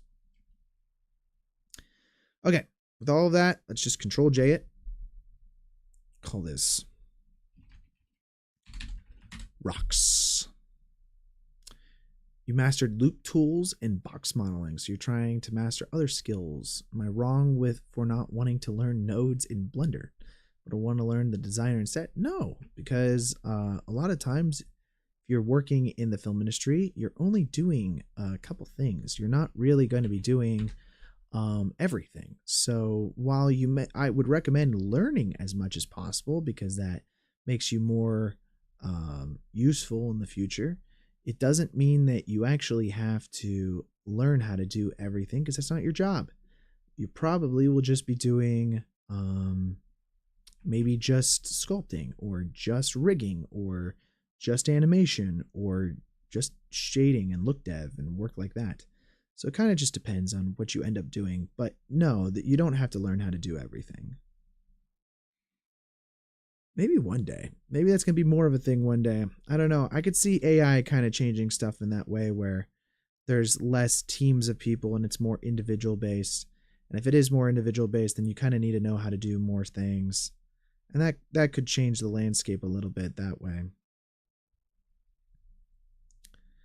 All right, I'm just going to smooth some of this out. I don't want it to feel like, we just did exactly what we did. I'm going to probably grab the flatten tool as well. Let's see, we've got all these wonderful tools. I just have to scroll for them. So let's just make this menu a little bigger. And we're going to smooth some stuff out and just kind of clean it up. Okay, well, before we do that, actually, let's go back here real quick. We're going to turn this off for a moment. And if we turn on our face orientation, you'll notice that we've got a lot of screwed up faces here. You gotta learn to just not have the face orientation ever turn off. I'm gonna flip this, because we made this fancy one thanks to Hasselhoff, where it's just slightly transparent. So not too bad. You want to make some flat surfaces, use scrap/fill. Yeah, I gotta figure it. So the new tools are a little different than I'm used to. So I gotta figure those out, because I just updated my Blender. I'm so bad with updating Blender. Like, I just keep it for so many versions, and then when I finally get around to updating, I'm just like, oh wow, they just changed everything. Face selection here, and I guess we're going to select these faces. All the way down.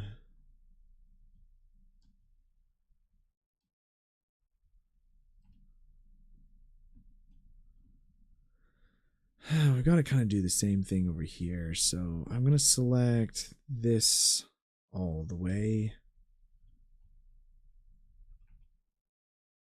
And then we have to somehow make it so it only selects this side of our thing. So let's select this top bit. And if we deselect the whole middle here,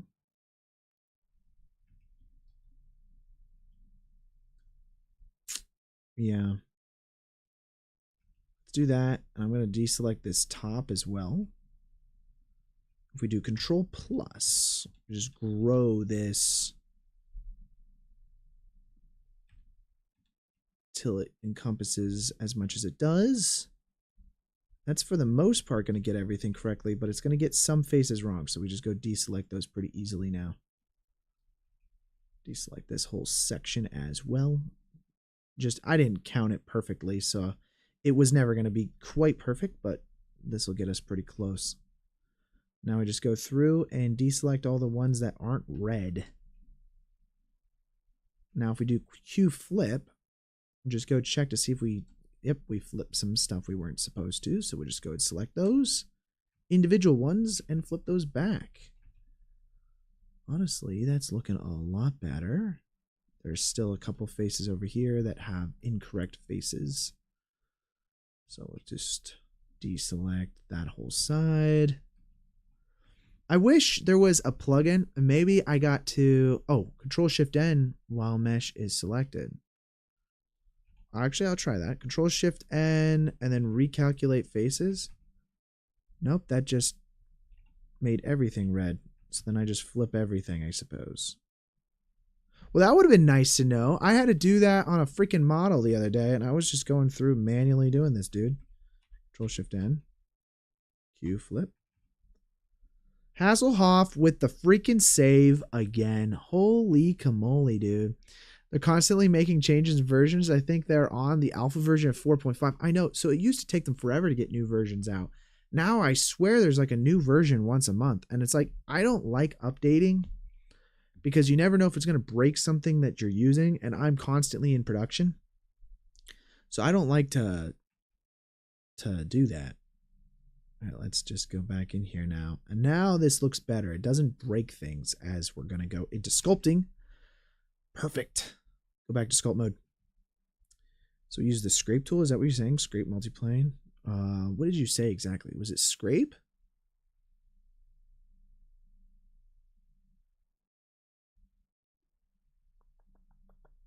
Flat surface, scrape fill.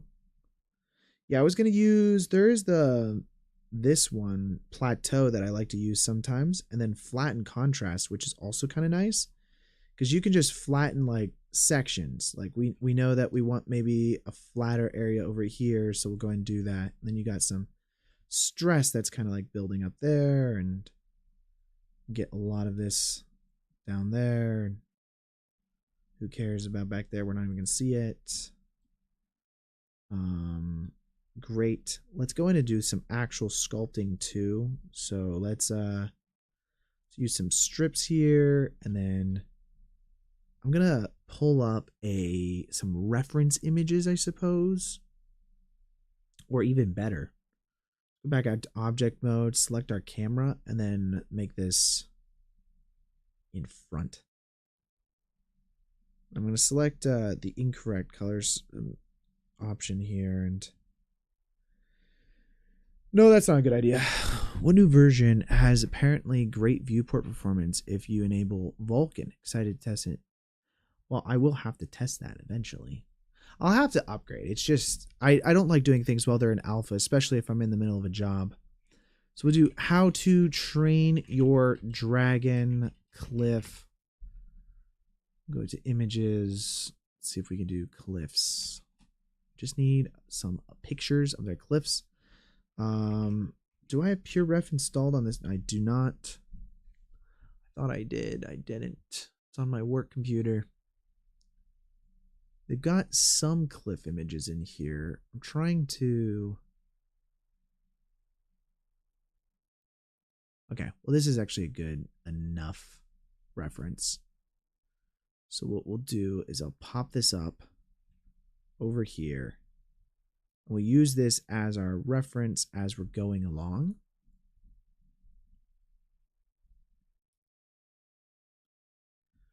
Do I have Houdini for special effects? I do have Houdini. I just don't use it terribly much. But I mostly, when I'm doing visual effects professionally, I just work with Houdini artists. It's a lot easier than me trying to do it myself. You get professionals that are good at what they do rather than you trying to do everything yourself. It usually works a lot better. Okay, great. Let's paint in some of these cliffs here. So we want some of this like kind of like jaggedy like edges here. So we're gonna do maybe some sharp drawings. So we'll do creasing. And then you know, maybe vertical as well. Let's see, that's not gonna be exactly what we want.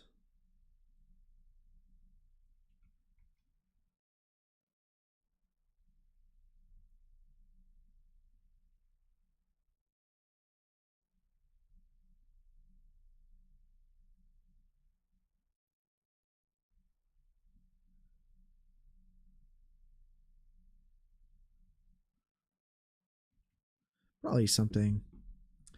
Experimental Vulkan mode for 4.5 release. Well, I mean, yeah, it's probably not. What are we on, 4.3 right now? Is that what version we're on?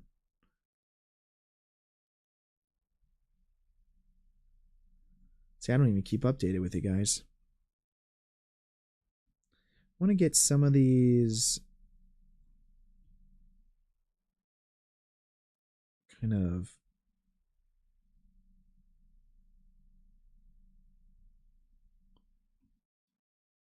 cliff edges like that in there.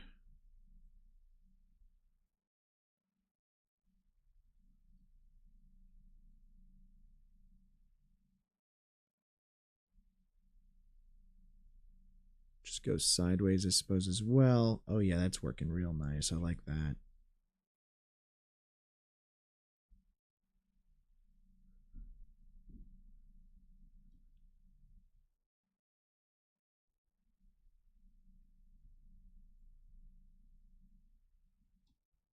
Let's get some beefiness to this and clean it up a little bit. Add a little bit of nice natural rock. I like that. Probably smooth over the top up here. Oh, it looks like we messed that up. Let's go back out here to this. Focus on these last few faces. Oh wait, why don't we just select everything? Control Shift N and then Q, flip it.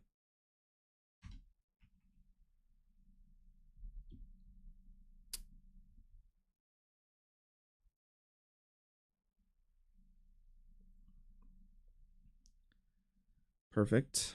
So let's go back into sculpt mode and then clean up the top of that. Probably smoothing it out is best. Not a fan of how they moved all the tools to be here at the bottom rather than just auto on the side. Wait a second. Wait, this is 4.3 because I think even in the latest version, oh no, it is over here. They have like all the settings inside of there. Just not a fan of that. I'm gonna blob this out, just make it a little bigger. I'm just gonna smooth it too. I don't like the sharpness of it. It doesn't need to be sharp.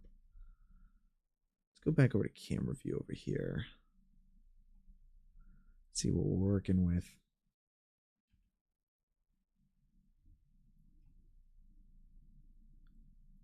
Go back to object mode. Why can't I see anything? Oh, right, because the camera's in front of it, or the viewport's in front of it. So let's go ahead and make that to the back.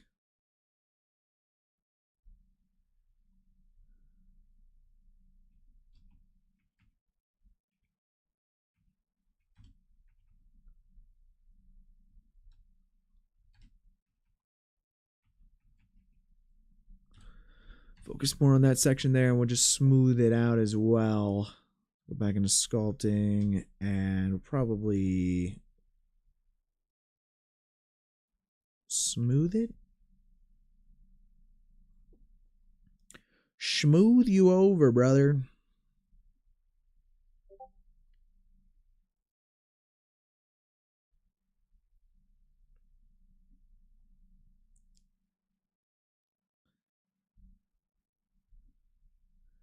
Kind of inflating at first. We'll bring it back. It just gets a little complicated when it's super sharp like that.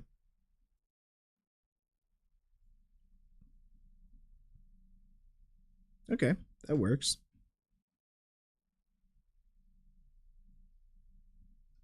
Let's go ahead and I'll smooth this section out a little bit more too. So we'll just get a decent amount of this to be cleaner.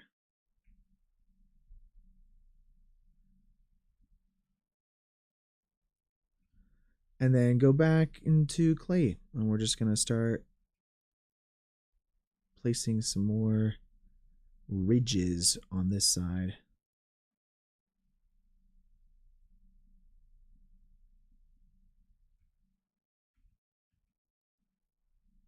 It's probably pretty good.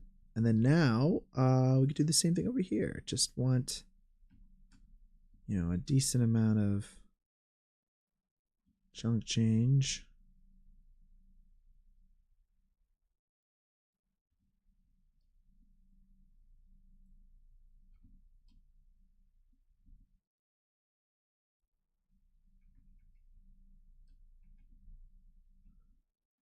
Really just trying to add some more ridges to that section there.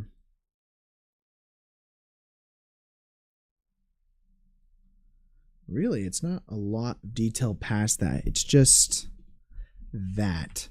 So we'll go ahead and save that. I'm going to go back to our modifiers here. We'll probably subdivide again. We really want to fine tune things. We're going to create a new brush, I think. So I think we can do this. It's been a minute since I've done this. Usually I do this in painting. But you can import a texture with this. So if we want to duplicate asset, just want to make sure I don't overwrite anything. But you can import a texture here.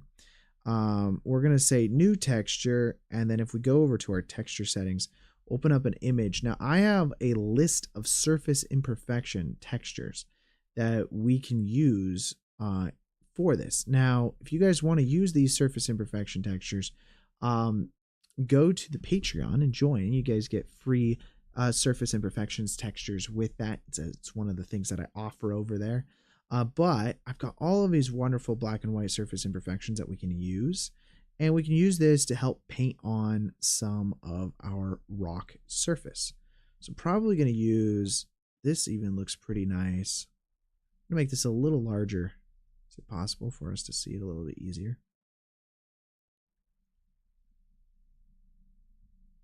Although this looks pretty nice.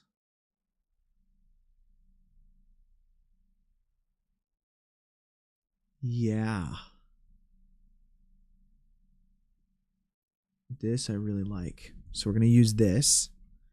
Go back over to our tools, and it does have that texture selected. Make sure it's random and rake. You don't want to be doing the same thing over again. And you can see now we have this material loaded in on our item there. We just do some texturing in here, add in some extra detail to our rock surface. So probably just do that. I'm just going to add in some nice detail or rock.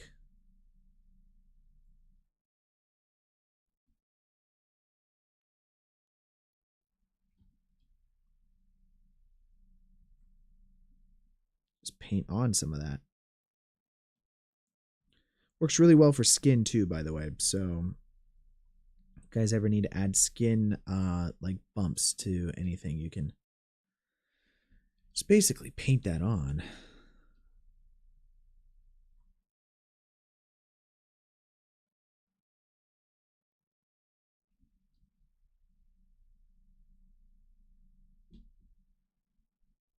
Okay, that's great.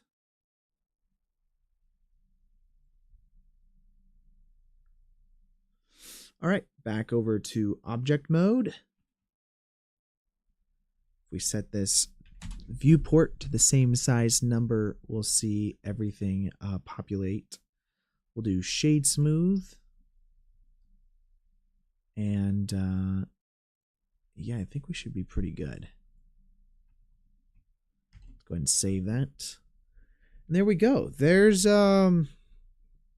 pretty much the water surface and the ground. I'm going to select the outside edges of this real quick, and then we'll just extrude it downwards ever so slightly. And then we're just going to scale everything out. We'll scale it. We'll grab it on the x-axis as well, so it weights further this direction. And you'll see why later we're doing this, but essentially this is just going to be our water floor that we want to have. I'll even have it go up a little bit more. It's essentially just going to be the bottom here. Next up, we're not really seeing, I guess this water surface. It's kind of fine. I don't want to have to worry too much about it, but back here, we're not really going to see it because of the edge of the cliff is over there, and then the edge of this cliff is on that side. So that's going to be that. Next up is, just to make things easier, we're going to create a cube.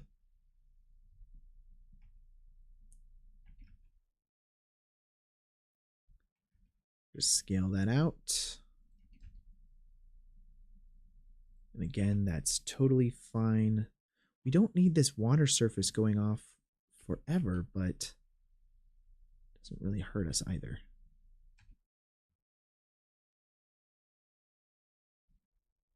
Let's rotate this on the 3D cursor real quick.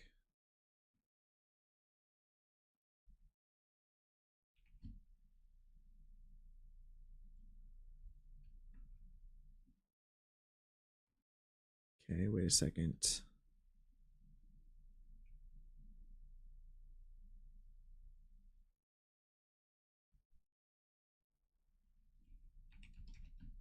just rotate this whole thing.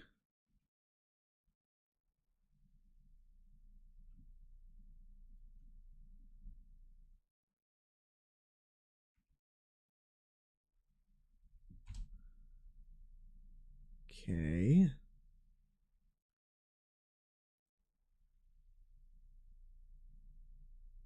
And now if I grab the, I think I just screwed up the,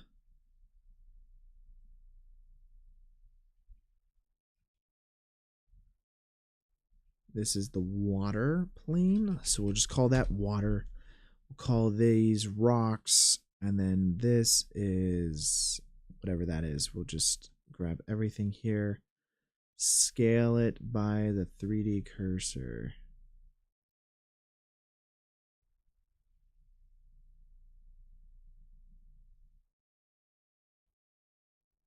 Just want to roughly get the orientation correct. You know what? Screw it. I think like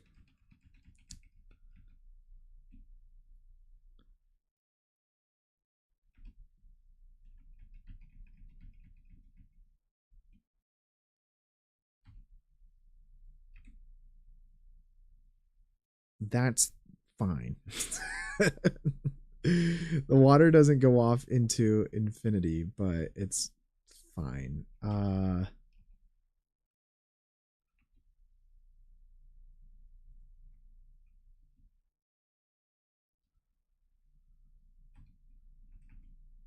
It's more like the orientation of the camera is just off, so I'm trying to fix that. And then over here, we don't see the edge of the water, so we don't really have to worry about it. Now, if we have our cube here, the whole point of this is if we grab this face here, let's just, we're trying to add essentially depth to this water. There's a couple ways to do that. we can take this water plane that we have, extrude it down. So now we have kind of like this cube that's sitting here. I want to make sure that we flip the orientation of all our faces. But this water essentially now, we don't want it to feel infinite in this direction. We're not going to see this.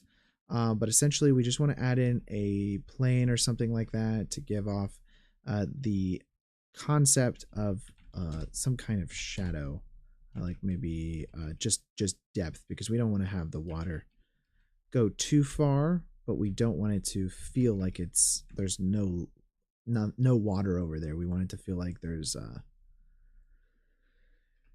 depth to this water. So I'm just going to add in a plane here, and we're just going to take that back there. We'll just extrude that on the x-axis as well. We're just creating essentially this lighting flag. So we'll just create a new collection called flag. I like to just place this then in here. We'll probably have a few other flags as well inside of our scene, but the flag is essentially going to box in everything. Next up, inside of our viewport display, because we don't want flags to be visible, we could go over here into our outline and then go to indirect only, and then make sure that's turned on. And if we want our flag, we can go to our viewport display object settings, go to viewport display on that, and then change this to wireframe. And we will not see any face orientations being screwed up because there are no face orientations with it. Well, perfect. So now we kind of have everything set up inside of our scene from a modeling perspective. We can go in, do our dragon. I don't know what the plan is for that yet. I think we're going to either download a dragon model. We could 3D model it ourselves. It's just, well, let's just see what they've got. So I'm just going to see if I can find a free version of Toothless. Toothless. Oh my gosh, they do have free models, guys. Okay, this is what we're going to do. I'm going to download our free model. They've got free models, boys and girls. Go to our live stream, streams folder. I'm just going to save it into our correct directory real quick, and then I'll import it.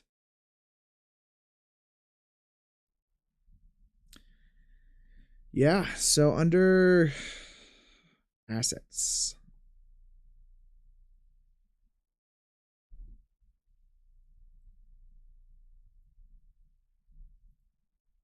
beautiful thing. We've got an OBJ. It's not rigged. That's fine.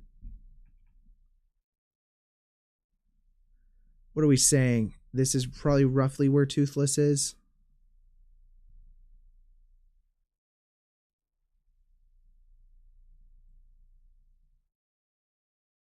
Sure. Well, we know that his wingspan's 40 feet long, so all we have to do is just figure out what the right scaling of that is, right? Right. Go import OBJ.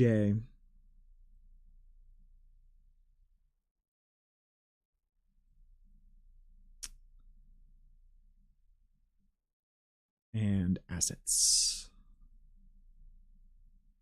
OBJ asset. We're going to texture him from scratch, so I'm not too concerned about it. We're not using any of his materials. Because that part I like to do. It's funny though. Free 3D model, though the face orientation is incorrect on it, by the way. Let's do this. Tip to tip, 40 feet. So we'll create a plane.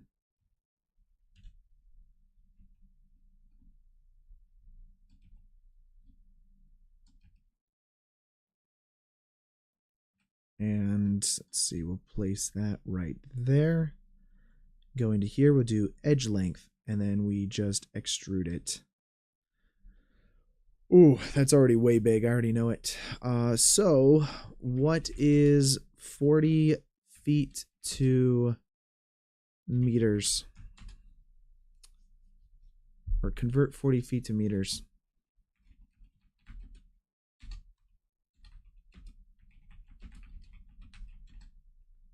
$12.192.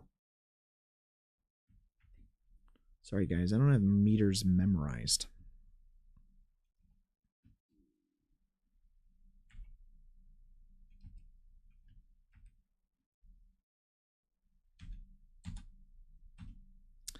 Well, this dragon's way off.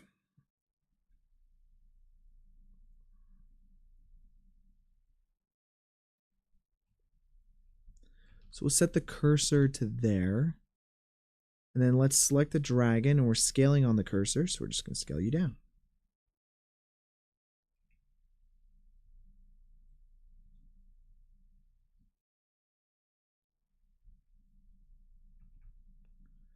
Well, beautiful thing, guys. These cliffs are big. They're massive. And I guess we really kind of knew that. But, you know, it's good to know now. He's so small.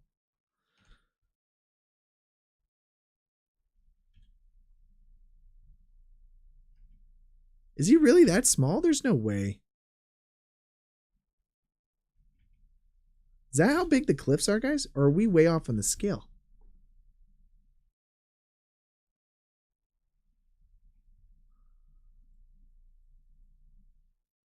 One second. Are we off on the scale here? 443 meters. Is that too big?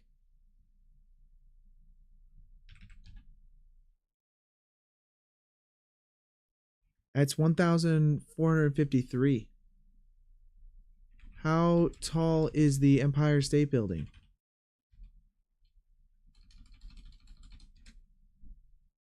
1,454 to the tip? Oh, so it is massive. Are we saying that this is the size of the... I don't think this is the size of the Empire State Building, guys. There's no way. It's more about perspective, I suppose. I'm just saying that, like, trying to get the scaling right here. How? Okay, guys, let's revisit this. This is not the size of the Empire State Building. There's no way that this is the height of the Empire State Building. It's got to be like, I don't know, but it's definitely not the height of the Empire State Building.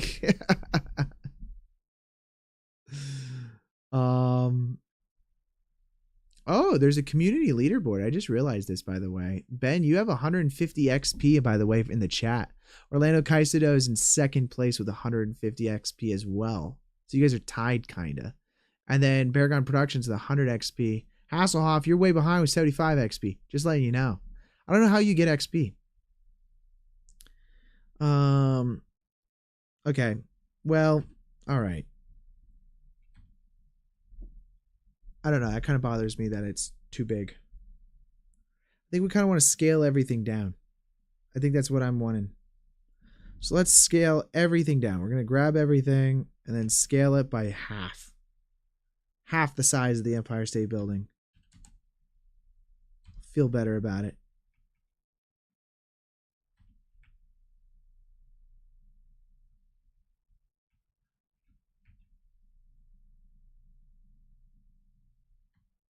Yeah, 222 meters tall now. Okay, now where's my toothless?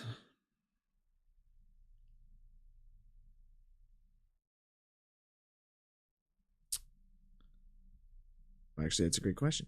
Where is my toothless? That is water. This is...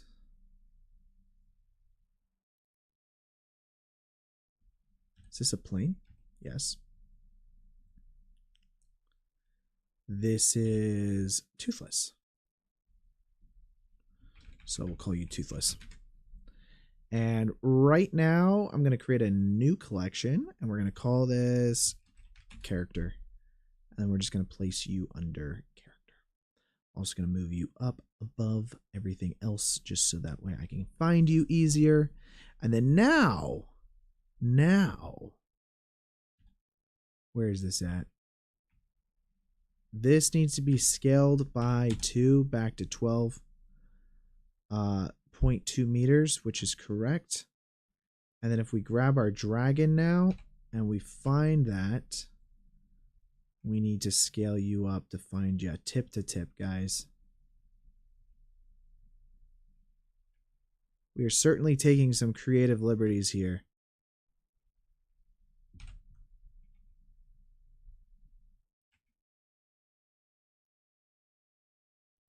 That is still a massive cliffside. That's all I'm saying. It's just massive.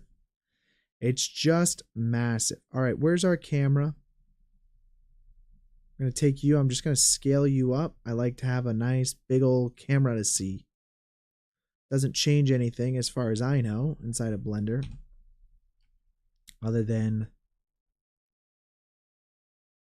the viewport visibility of it, but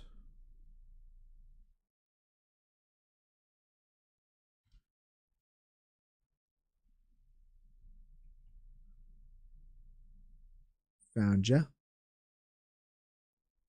Now we've got him in our view sites.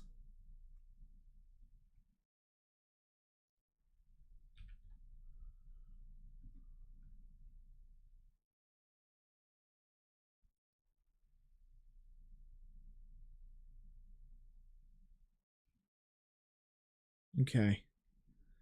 We're so close. Let's shift select the camera, and if we do Control C, whoops. Oh, that's not a thing. Sorry. I have to go to Preferences, Add-ons, and then if we do Copy Attributes menu, I'm going to enable that. So then we go Control C, and then we copy Rotation. Now what that's going to do for us is that I can actually grab him on the Z-axis here and move him a little bit easier. Scale him up.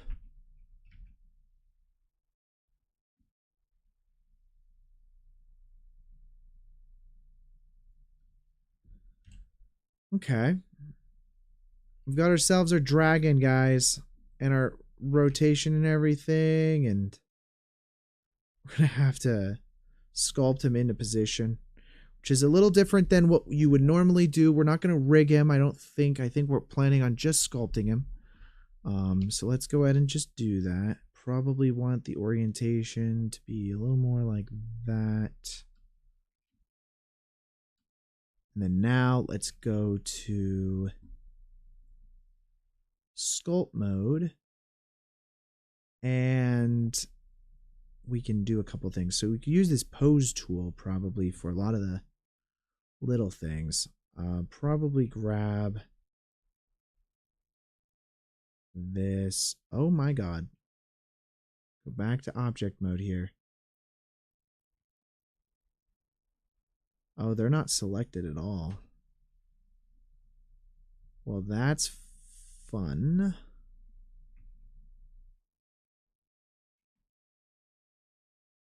Okay, we might actually rig this then. It might be easier trying to do this from scratch. So we're going to just use armature here. Go to 3, and we're going to do a few things. So we'll go turn on the viewport display and say in front. This will make everything a little easier. Just going to rig this. Pretty simple rig. We don't need anything crazy. It's just help pose our character.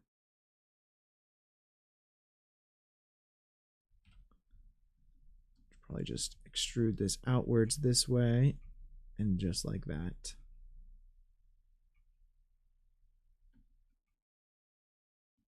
Great. And let's select these whole things and just move it over as well.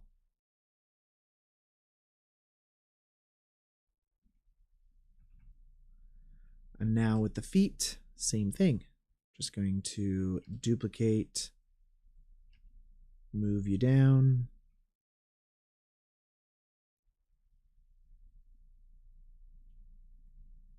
and extrude it down.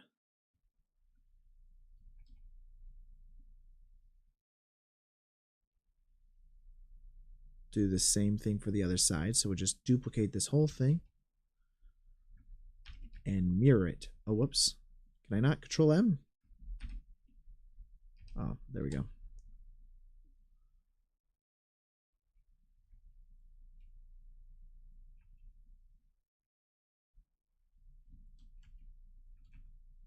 Okay, great.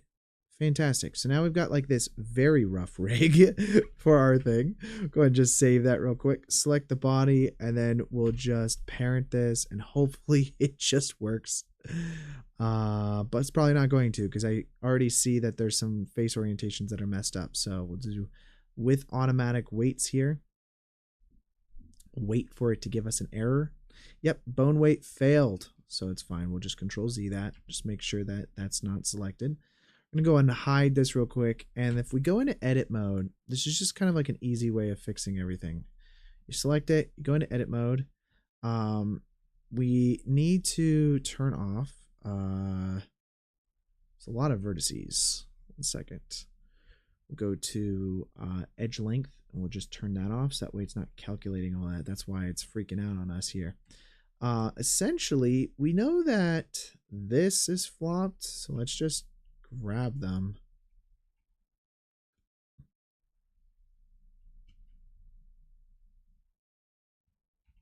There we go. Just flip those.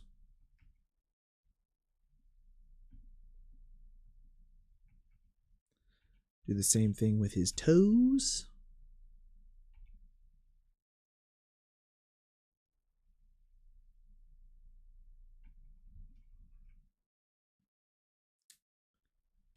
Go to 3. It's a little bit easier to see.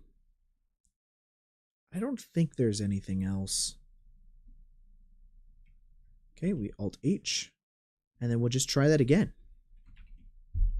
with automatic weights. Nope, failed again. So we just take that, hide it, take this whole thing, and then I'm going to try the Control Shift N thing. Now flip it.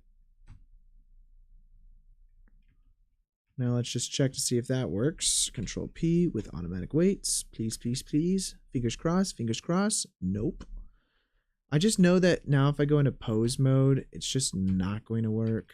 Yeah, it just doesn't work. It's so frustrating.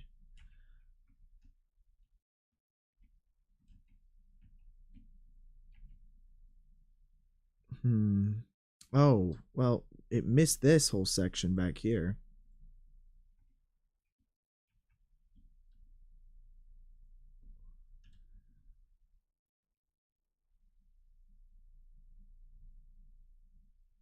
Kind of select that whole thing. And we'll deselect Hasselhoff. You said this was supposed to be automatic, and it's not. Oh well. They say anything's too good to be true in life. It probably is. I was gonna say earlier, it'd be nice if there was a thing where instead of doing this, where it's just estimating the whatever, it'd be cool if it did that, but it just looked for red on your screen and then was like, oh, those are faces that are flopped. So, you know, you gotta flop them. And then you could do it that way. That'd be kind of cool. All right. Miss a pesky little guy over here. Look at that.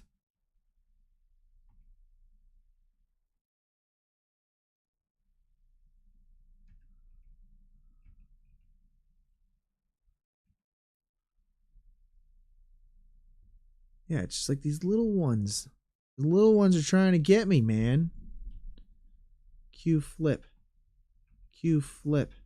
Control Shift N. Wait, what?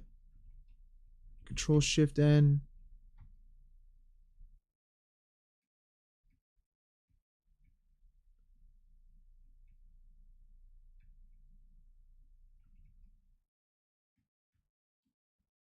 Control Shift N. Is that not? Wait, whoa, whoa.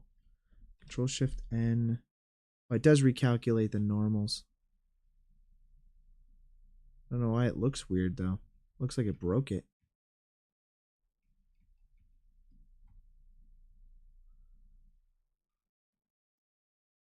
Hard to freaking grab these. View.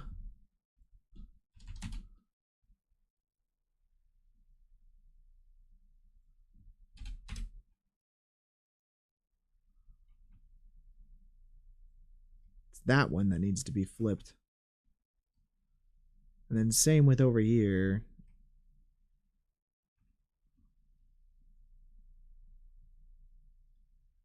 Spending more time flipping vertices than if I just 3D modeled this thing from scratch. Then flip the vertices myself. That's the real trick. Yeah, we got to do these over here as well. Let me just hide that for a second.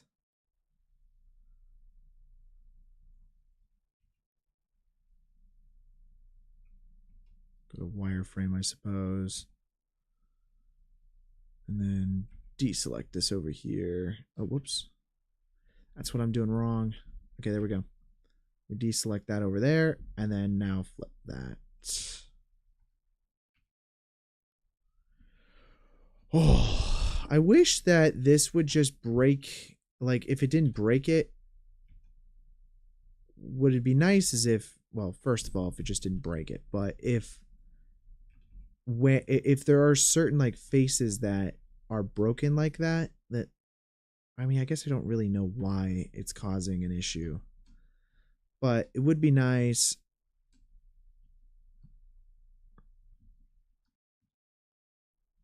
Okay, that's good. It would be nice if the armature just made everything else work, and then these couple ones, it doesn't matter, you know. But whatever. All good. We're basically done, I think. I hope. Let's see. Okay, great. Save, and then we do Alt H. Gonna try it again.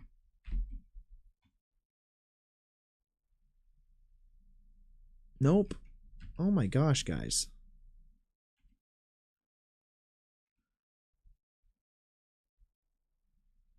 What am I missing here? Let's do Alt H. And Control Shift N. Recalculate normals outside.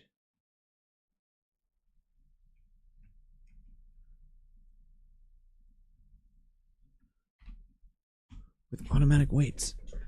Am I missing something somewhere?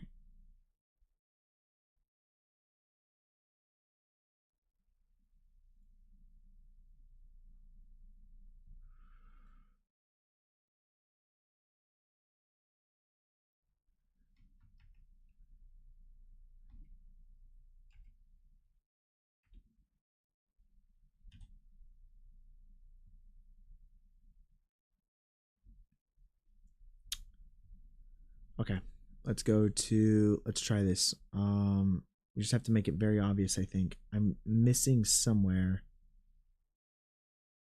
Viewport. Interface.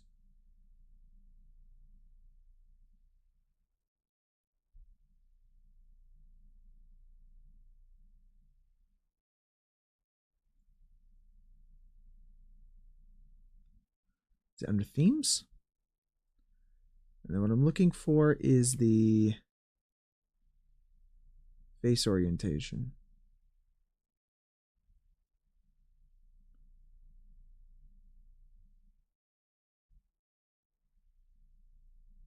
Paint curve. I know it's a transparent version of it, so let's see. Face selection. Face orientation back.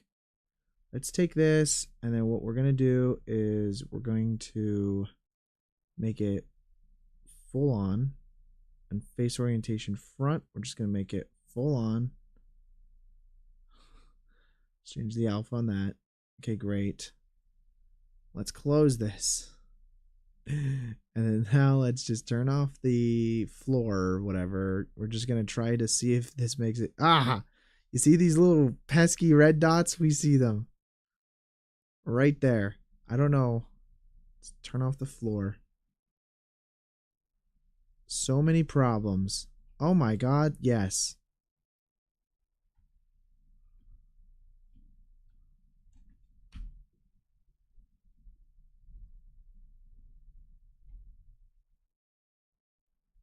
And somehow it's still messing it up. So... Oh my goodness, this is actually a pretty bad model, guys.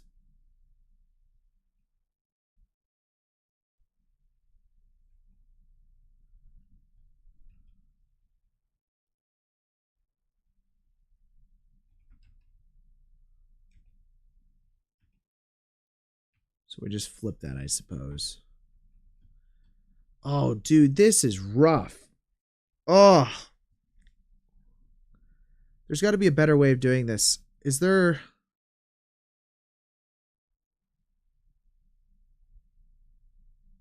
This is rough.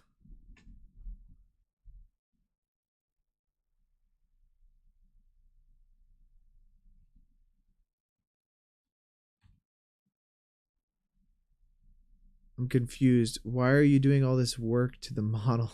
You can barely see it in the final shot. Well, because I have to freaking sculpt him into position. I have to rig him. So I have to rig him. And since I have to rig him, I have to fix the face orientations here, because otherwise I can't rig him.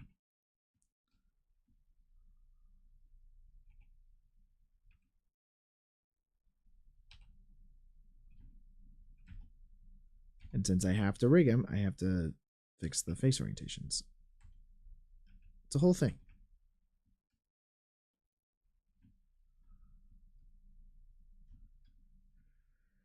I thought I fixed all these, but it's fine. I guess not. This is my life, just fixing face orientations.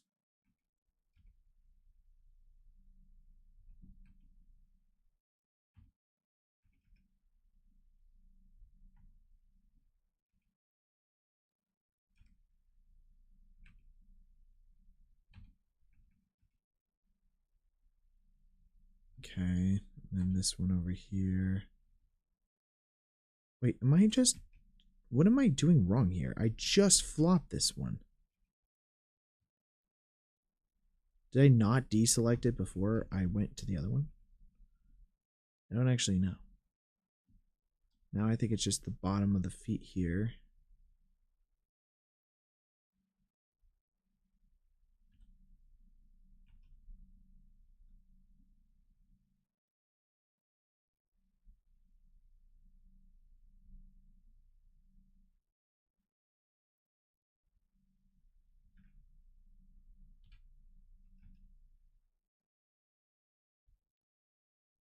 This is rough, dude.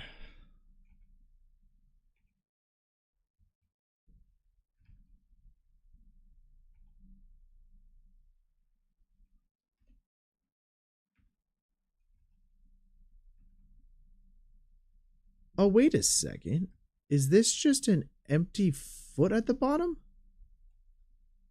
Yes?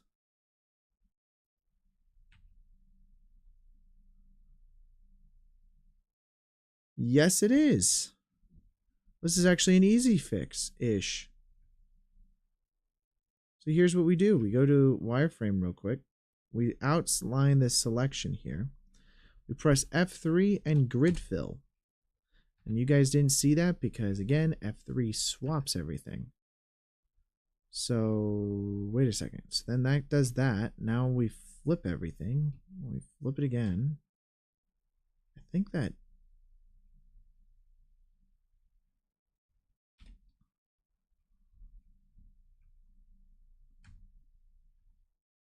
I think that's the solution, but let's go ahead and do it to everything and see if it fixes our problem.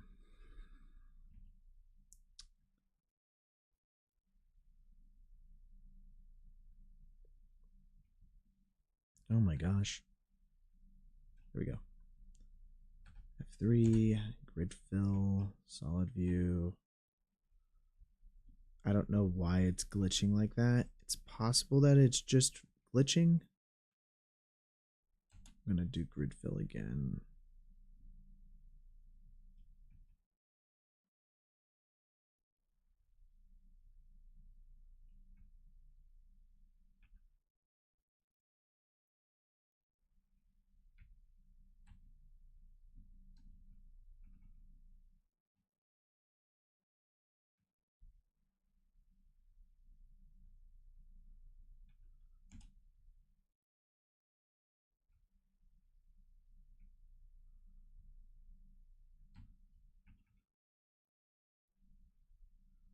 Okay.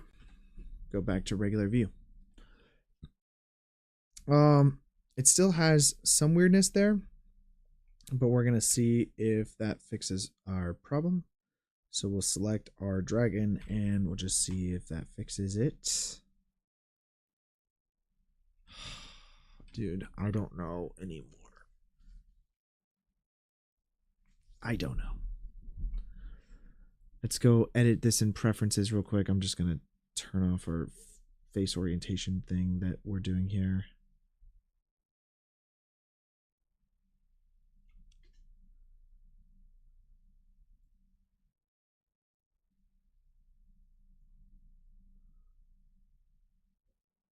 Let's make this alpha completely that way, and then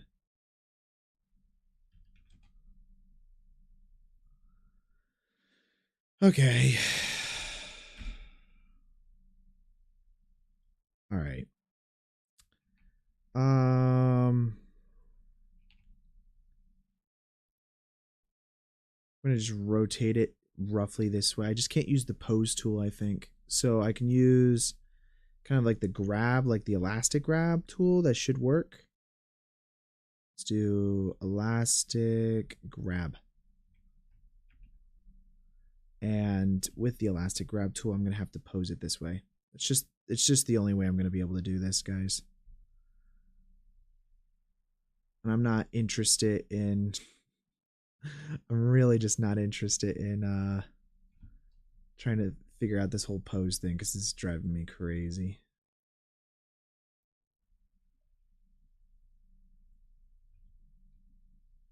Just do all of that. I have to use elastic grab because the pose thing's not going to work. University for VFX currently. Will I actually be hireable as a Blender only user? So there actually is a decent amount of studios that use Blender nowadays. It wasn't the case before. And also, honestly, this is where like the industry standard kind of term came from, was like whether or not you were a studio could hire you, right? Like that's really where everything came from. The truth of the matter is, these days the way things work is through that. So it's still, what is the largest use case of software out there right now? And right now I would say that Blender is used. It's just not, it does limit your ability of places that you can work. So you will have limitations. It's going to happen. It's just depending on whether or not you care about those limitations or not. If you want to work at Pixar, you can't use Blender. Blender is not a software you can use. And holy crap, this is really breaking on me. Oh my god. Wait a second. Okay, wait, just Control Z all that. I'm going to use the pose tool. I don't give a crap. I'm going to use the pose tool. And let's fix some of the radius fall off here. Is smooth. Might increase it though. Pixar uses their own proprietary software, right? No, I mean kind of. In a weird way they do. They use Maya. So Maya is their software. Or not their software, but it's the software they use. But it's like a version of Maya, basically.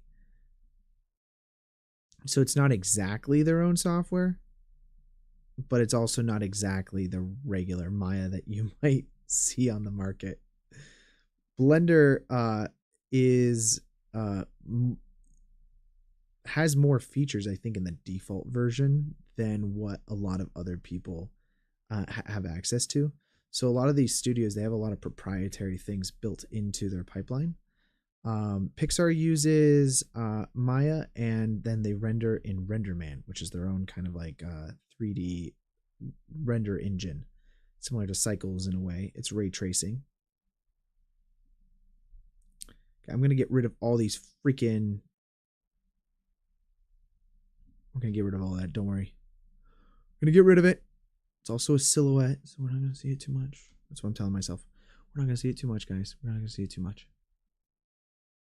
But a lot of these larger animation studios do use Maya for animation. So if you want to work for an animation studio, probably going to need to learn Maya. Okay, let's just do this real quick. Over here, I'm going to select all of my things.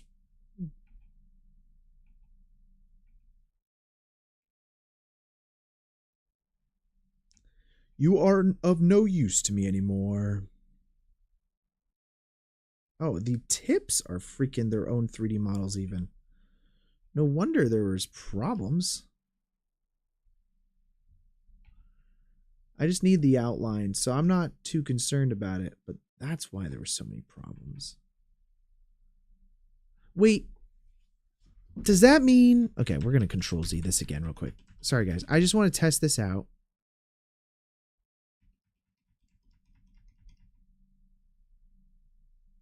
I don't know if I can Control Z that much. I might not be able to Control Z far enough. One second. Let's just close this without saving. This might be the solution.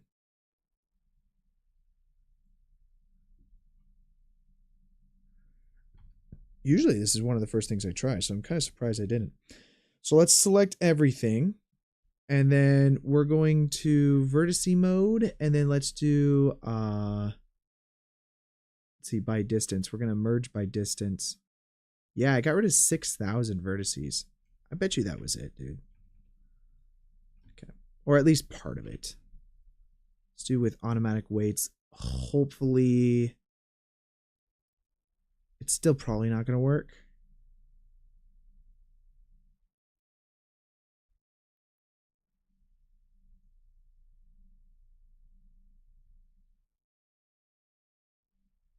It worked. It worked, guys. Okay. Have fun editing that one, Ben. And now we've got full control over our freaking wingspan. Okay, great. It didn't do a great job. I'll say that. Look at that. It's so broken. Yeah, that sucks. It's not exactly usable. Oh, it's like, it's so close. I just so many freaking errors with this 3D model. Is there another 3D model? I'm just, this one's not going to work, guys.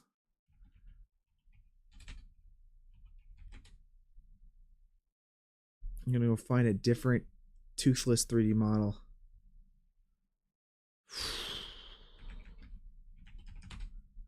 Don't really care. They've got one for $5, but I just don't want to spend the money. Is that how cheap I am? I just don't want to spend the money. I don't want to spend the money if it's going to be the same issue.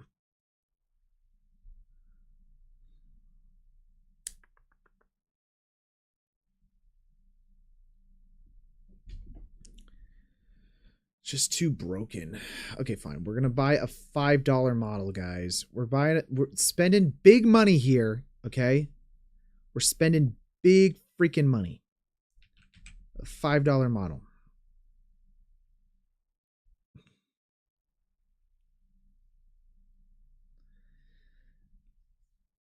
but this just goes to show you I just really don't want to 3D model this, and this other 3D model is not working.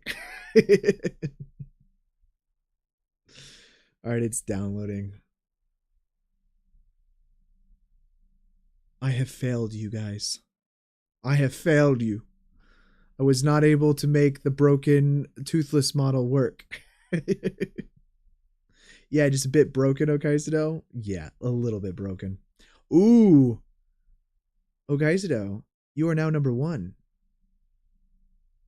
You just beat out Vatican Shotgun. How do you get XP? What is it about, like, what gives you XP inside of the chat? How do I not know what gives XP in my own chat? I don't know. But I have no clue how that works. Is it more chats? Okay. We're just going to import from... Yeah, let's just delete that. We'll append. And go to assets. We want to append the collection. Just do that. Probably easier. Okay, there's our character. Go ahead and just delete all of this extra crap that we don't need. It's not rigged. I spent $5 for a non-rigged 3D model. I'm going to remove the material. But it doesn't look broken. So right off the bat, good sign. It's a good sign. Let's go ahead and now just try to rig this thing real quick.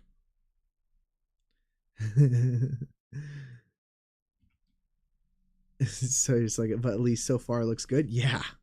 Fingers crossed here. All right, so we'll just grab our... Oh my god, what is going on with this today? Just place it where I'm looking. Thank you.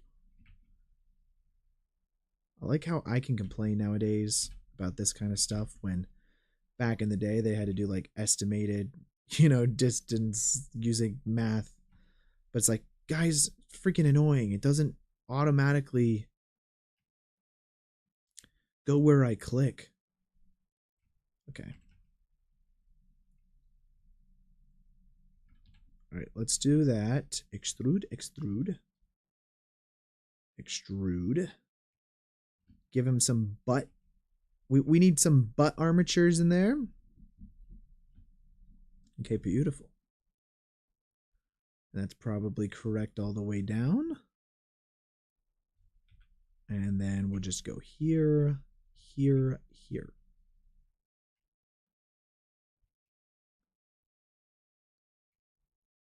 Here, here, here.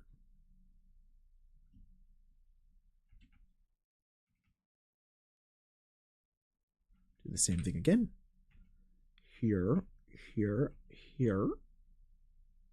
And then, you guys love my rigging skills. Holy cow, I'm amazing at rigging.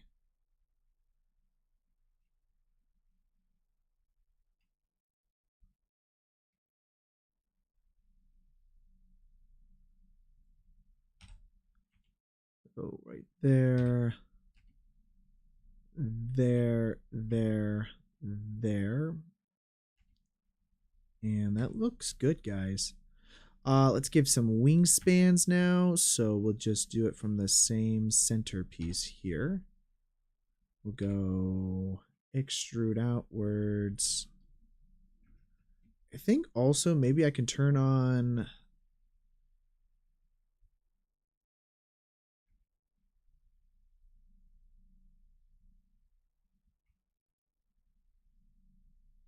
I thought that would mirror it, but it didn't.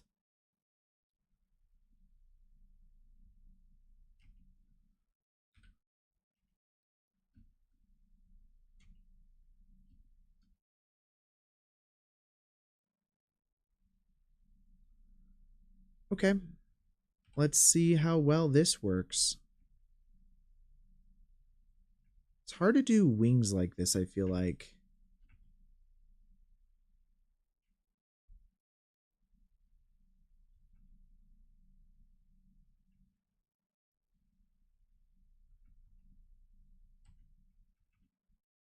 Okay, we're going to save our work. See if this was worth the $5.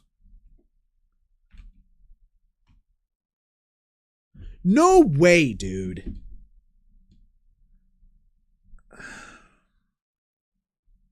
Why?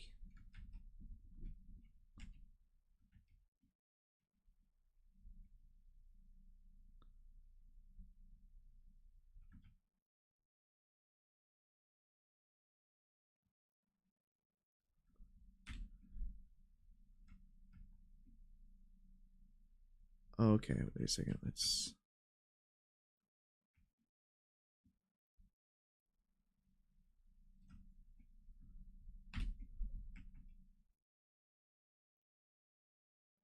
Okay. Select everything. We're going to remove by distance. Nothing was removed. Fantastic. You better have zero problems, my friend.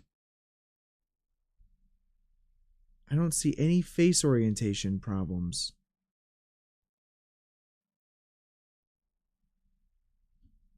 And with automatic weights. Okay. Why did that work? We don't know. But that worked. That works. This works. Fantastic, guys. We're on our way. I wish I didn't delete the old Toothless because now I'm going to have to try to figure out how to get in there again. Okay, great. We just move you to there. And we move you up.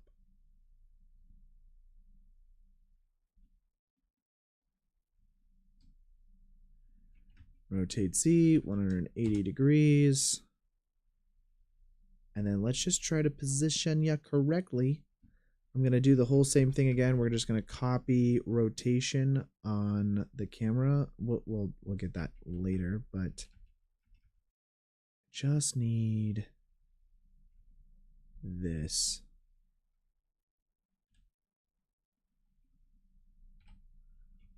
Just going to go to the side, I suppose.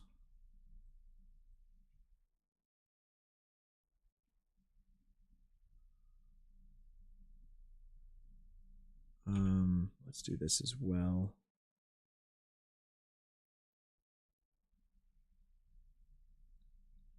Get that full wingspan.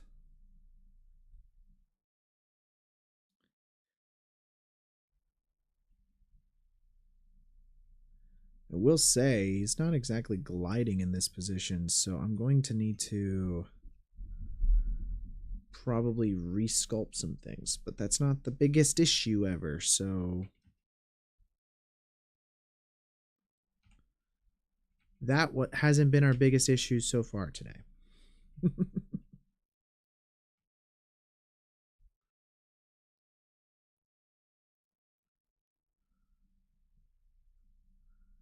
All right, let's do this. All right, great, guys.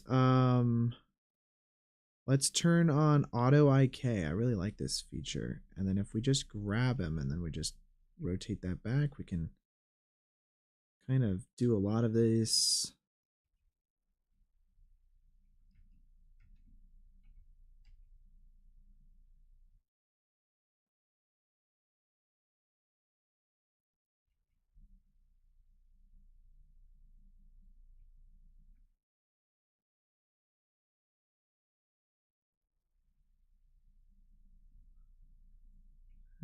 Probably good with that.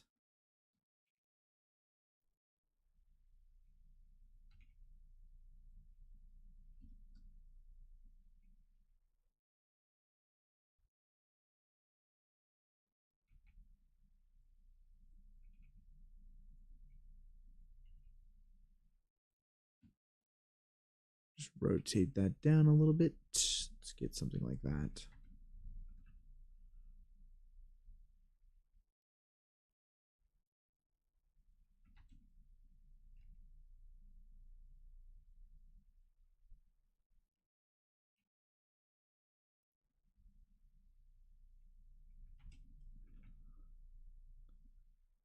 Okay, that's looking decently nice. Um, the wingspan is definitely not correct though.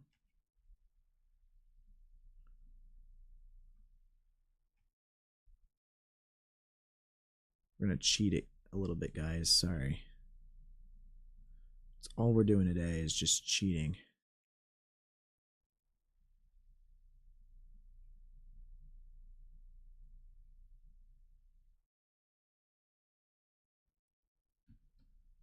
Huge fan. That looks great.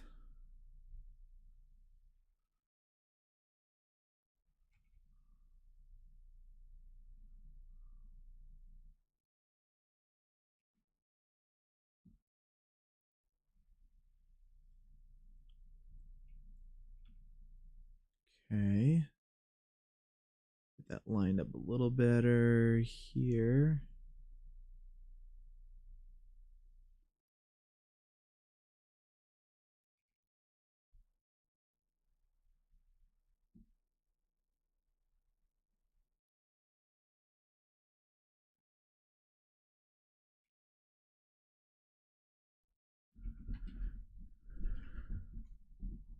The right wing is a little bigger than the left, so let's go ahead and scale that down a little.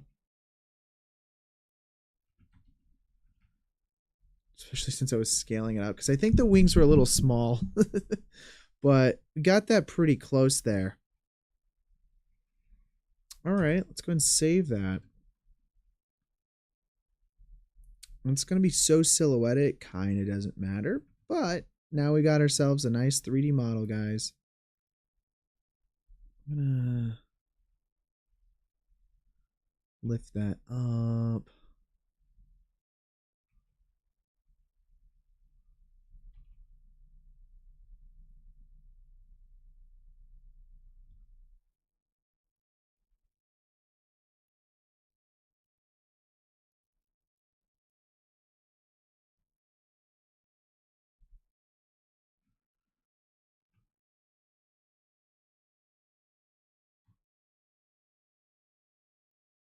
Okay. Great. I don't know what these floating pieces are, but I'm going to apply the armature just so we could delete the, if we Alt P, clear parent, keep transform, we can go ahead and delete that now, and we can go into edit mode, and it's going to have our pose kind of like already selected. Probably going to go through here, just select all of these. We don't need them, so we'll just delete it. Instead of trying to fix our rig, we don't really need that for this shot. There we go. We got ourselves a nice flying dragon inside of our shot. I think this will be it for today. Next week, we're going to come back and we're going to do all of the shading for this entire thing. I'm going to probably, yeah, we have the atmosphere plugin here, but I'm going to make sure that it's updated to the latest version of the atmosphere. This is what we're going to be doing for all of our lighting. The ocean itself is going to be created using shaders. And then, of course, we've got all of the rock over here to do, as well as adding in some bushes. I think we'll add some bushes, some different shading techniques to get the grass on the side there to be created really nicely. Make sure to hit the like button below, guys. If you guys haven't already, thank you for watching today. It was a fun one. I mean, we kind of made it work. Spent a long time just trying to get this stupid dragon to look good. But now, you know what? We're in a good place. So next week, we're going to pick up from where we left off here. I actually think next week I'm not going to be able to stream, now that I'm thinking about it. If I do, it's going to be a little later. Yeah, it's going to be a bit later if I do. So it might be the following week that we stream, guys. So I'll probably be back on the 15th to continue where we left off. And I think, thankfully, we might be able to finish everything on the 15th as well. So make sure to hit the subscribe button if you guys haven't below, and join our Discord. The link to that is also in the description. Great community of people there, so share the stuff you guys are working on. Love seeing that stuff all the time. Yep, see you next time, Orlando Kaiser. Thanks for dropping in, and I appreciate everything. Again, special thanks to all of our wonderful Patreon subscribers. If you guys want these project files from this film right here, or for this live stream right here, then you guys can grab those over on the Patreon. Link to that is, of course, in the description. I'll see you guys next, I guess in 2 weeks when we pick up where we left off. I'm actually watching How to Train Your Dragon next week at the Visual Effects Society event. So that's why I won't be able to do this. I'll confirm on that, but of course you guys will see in the Discord when I'm live next. All right, you guys have a good one. I will see you guys when I see you. Till then, stay creating and do fun stuff.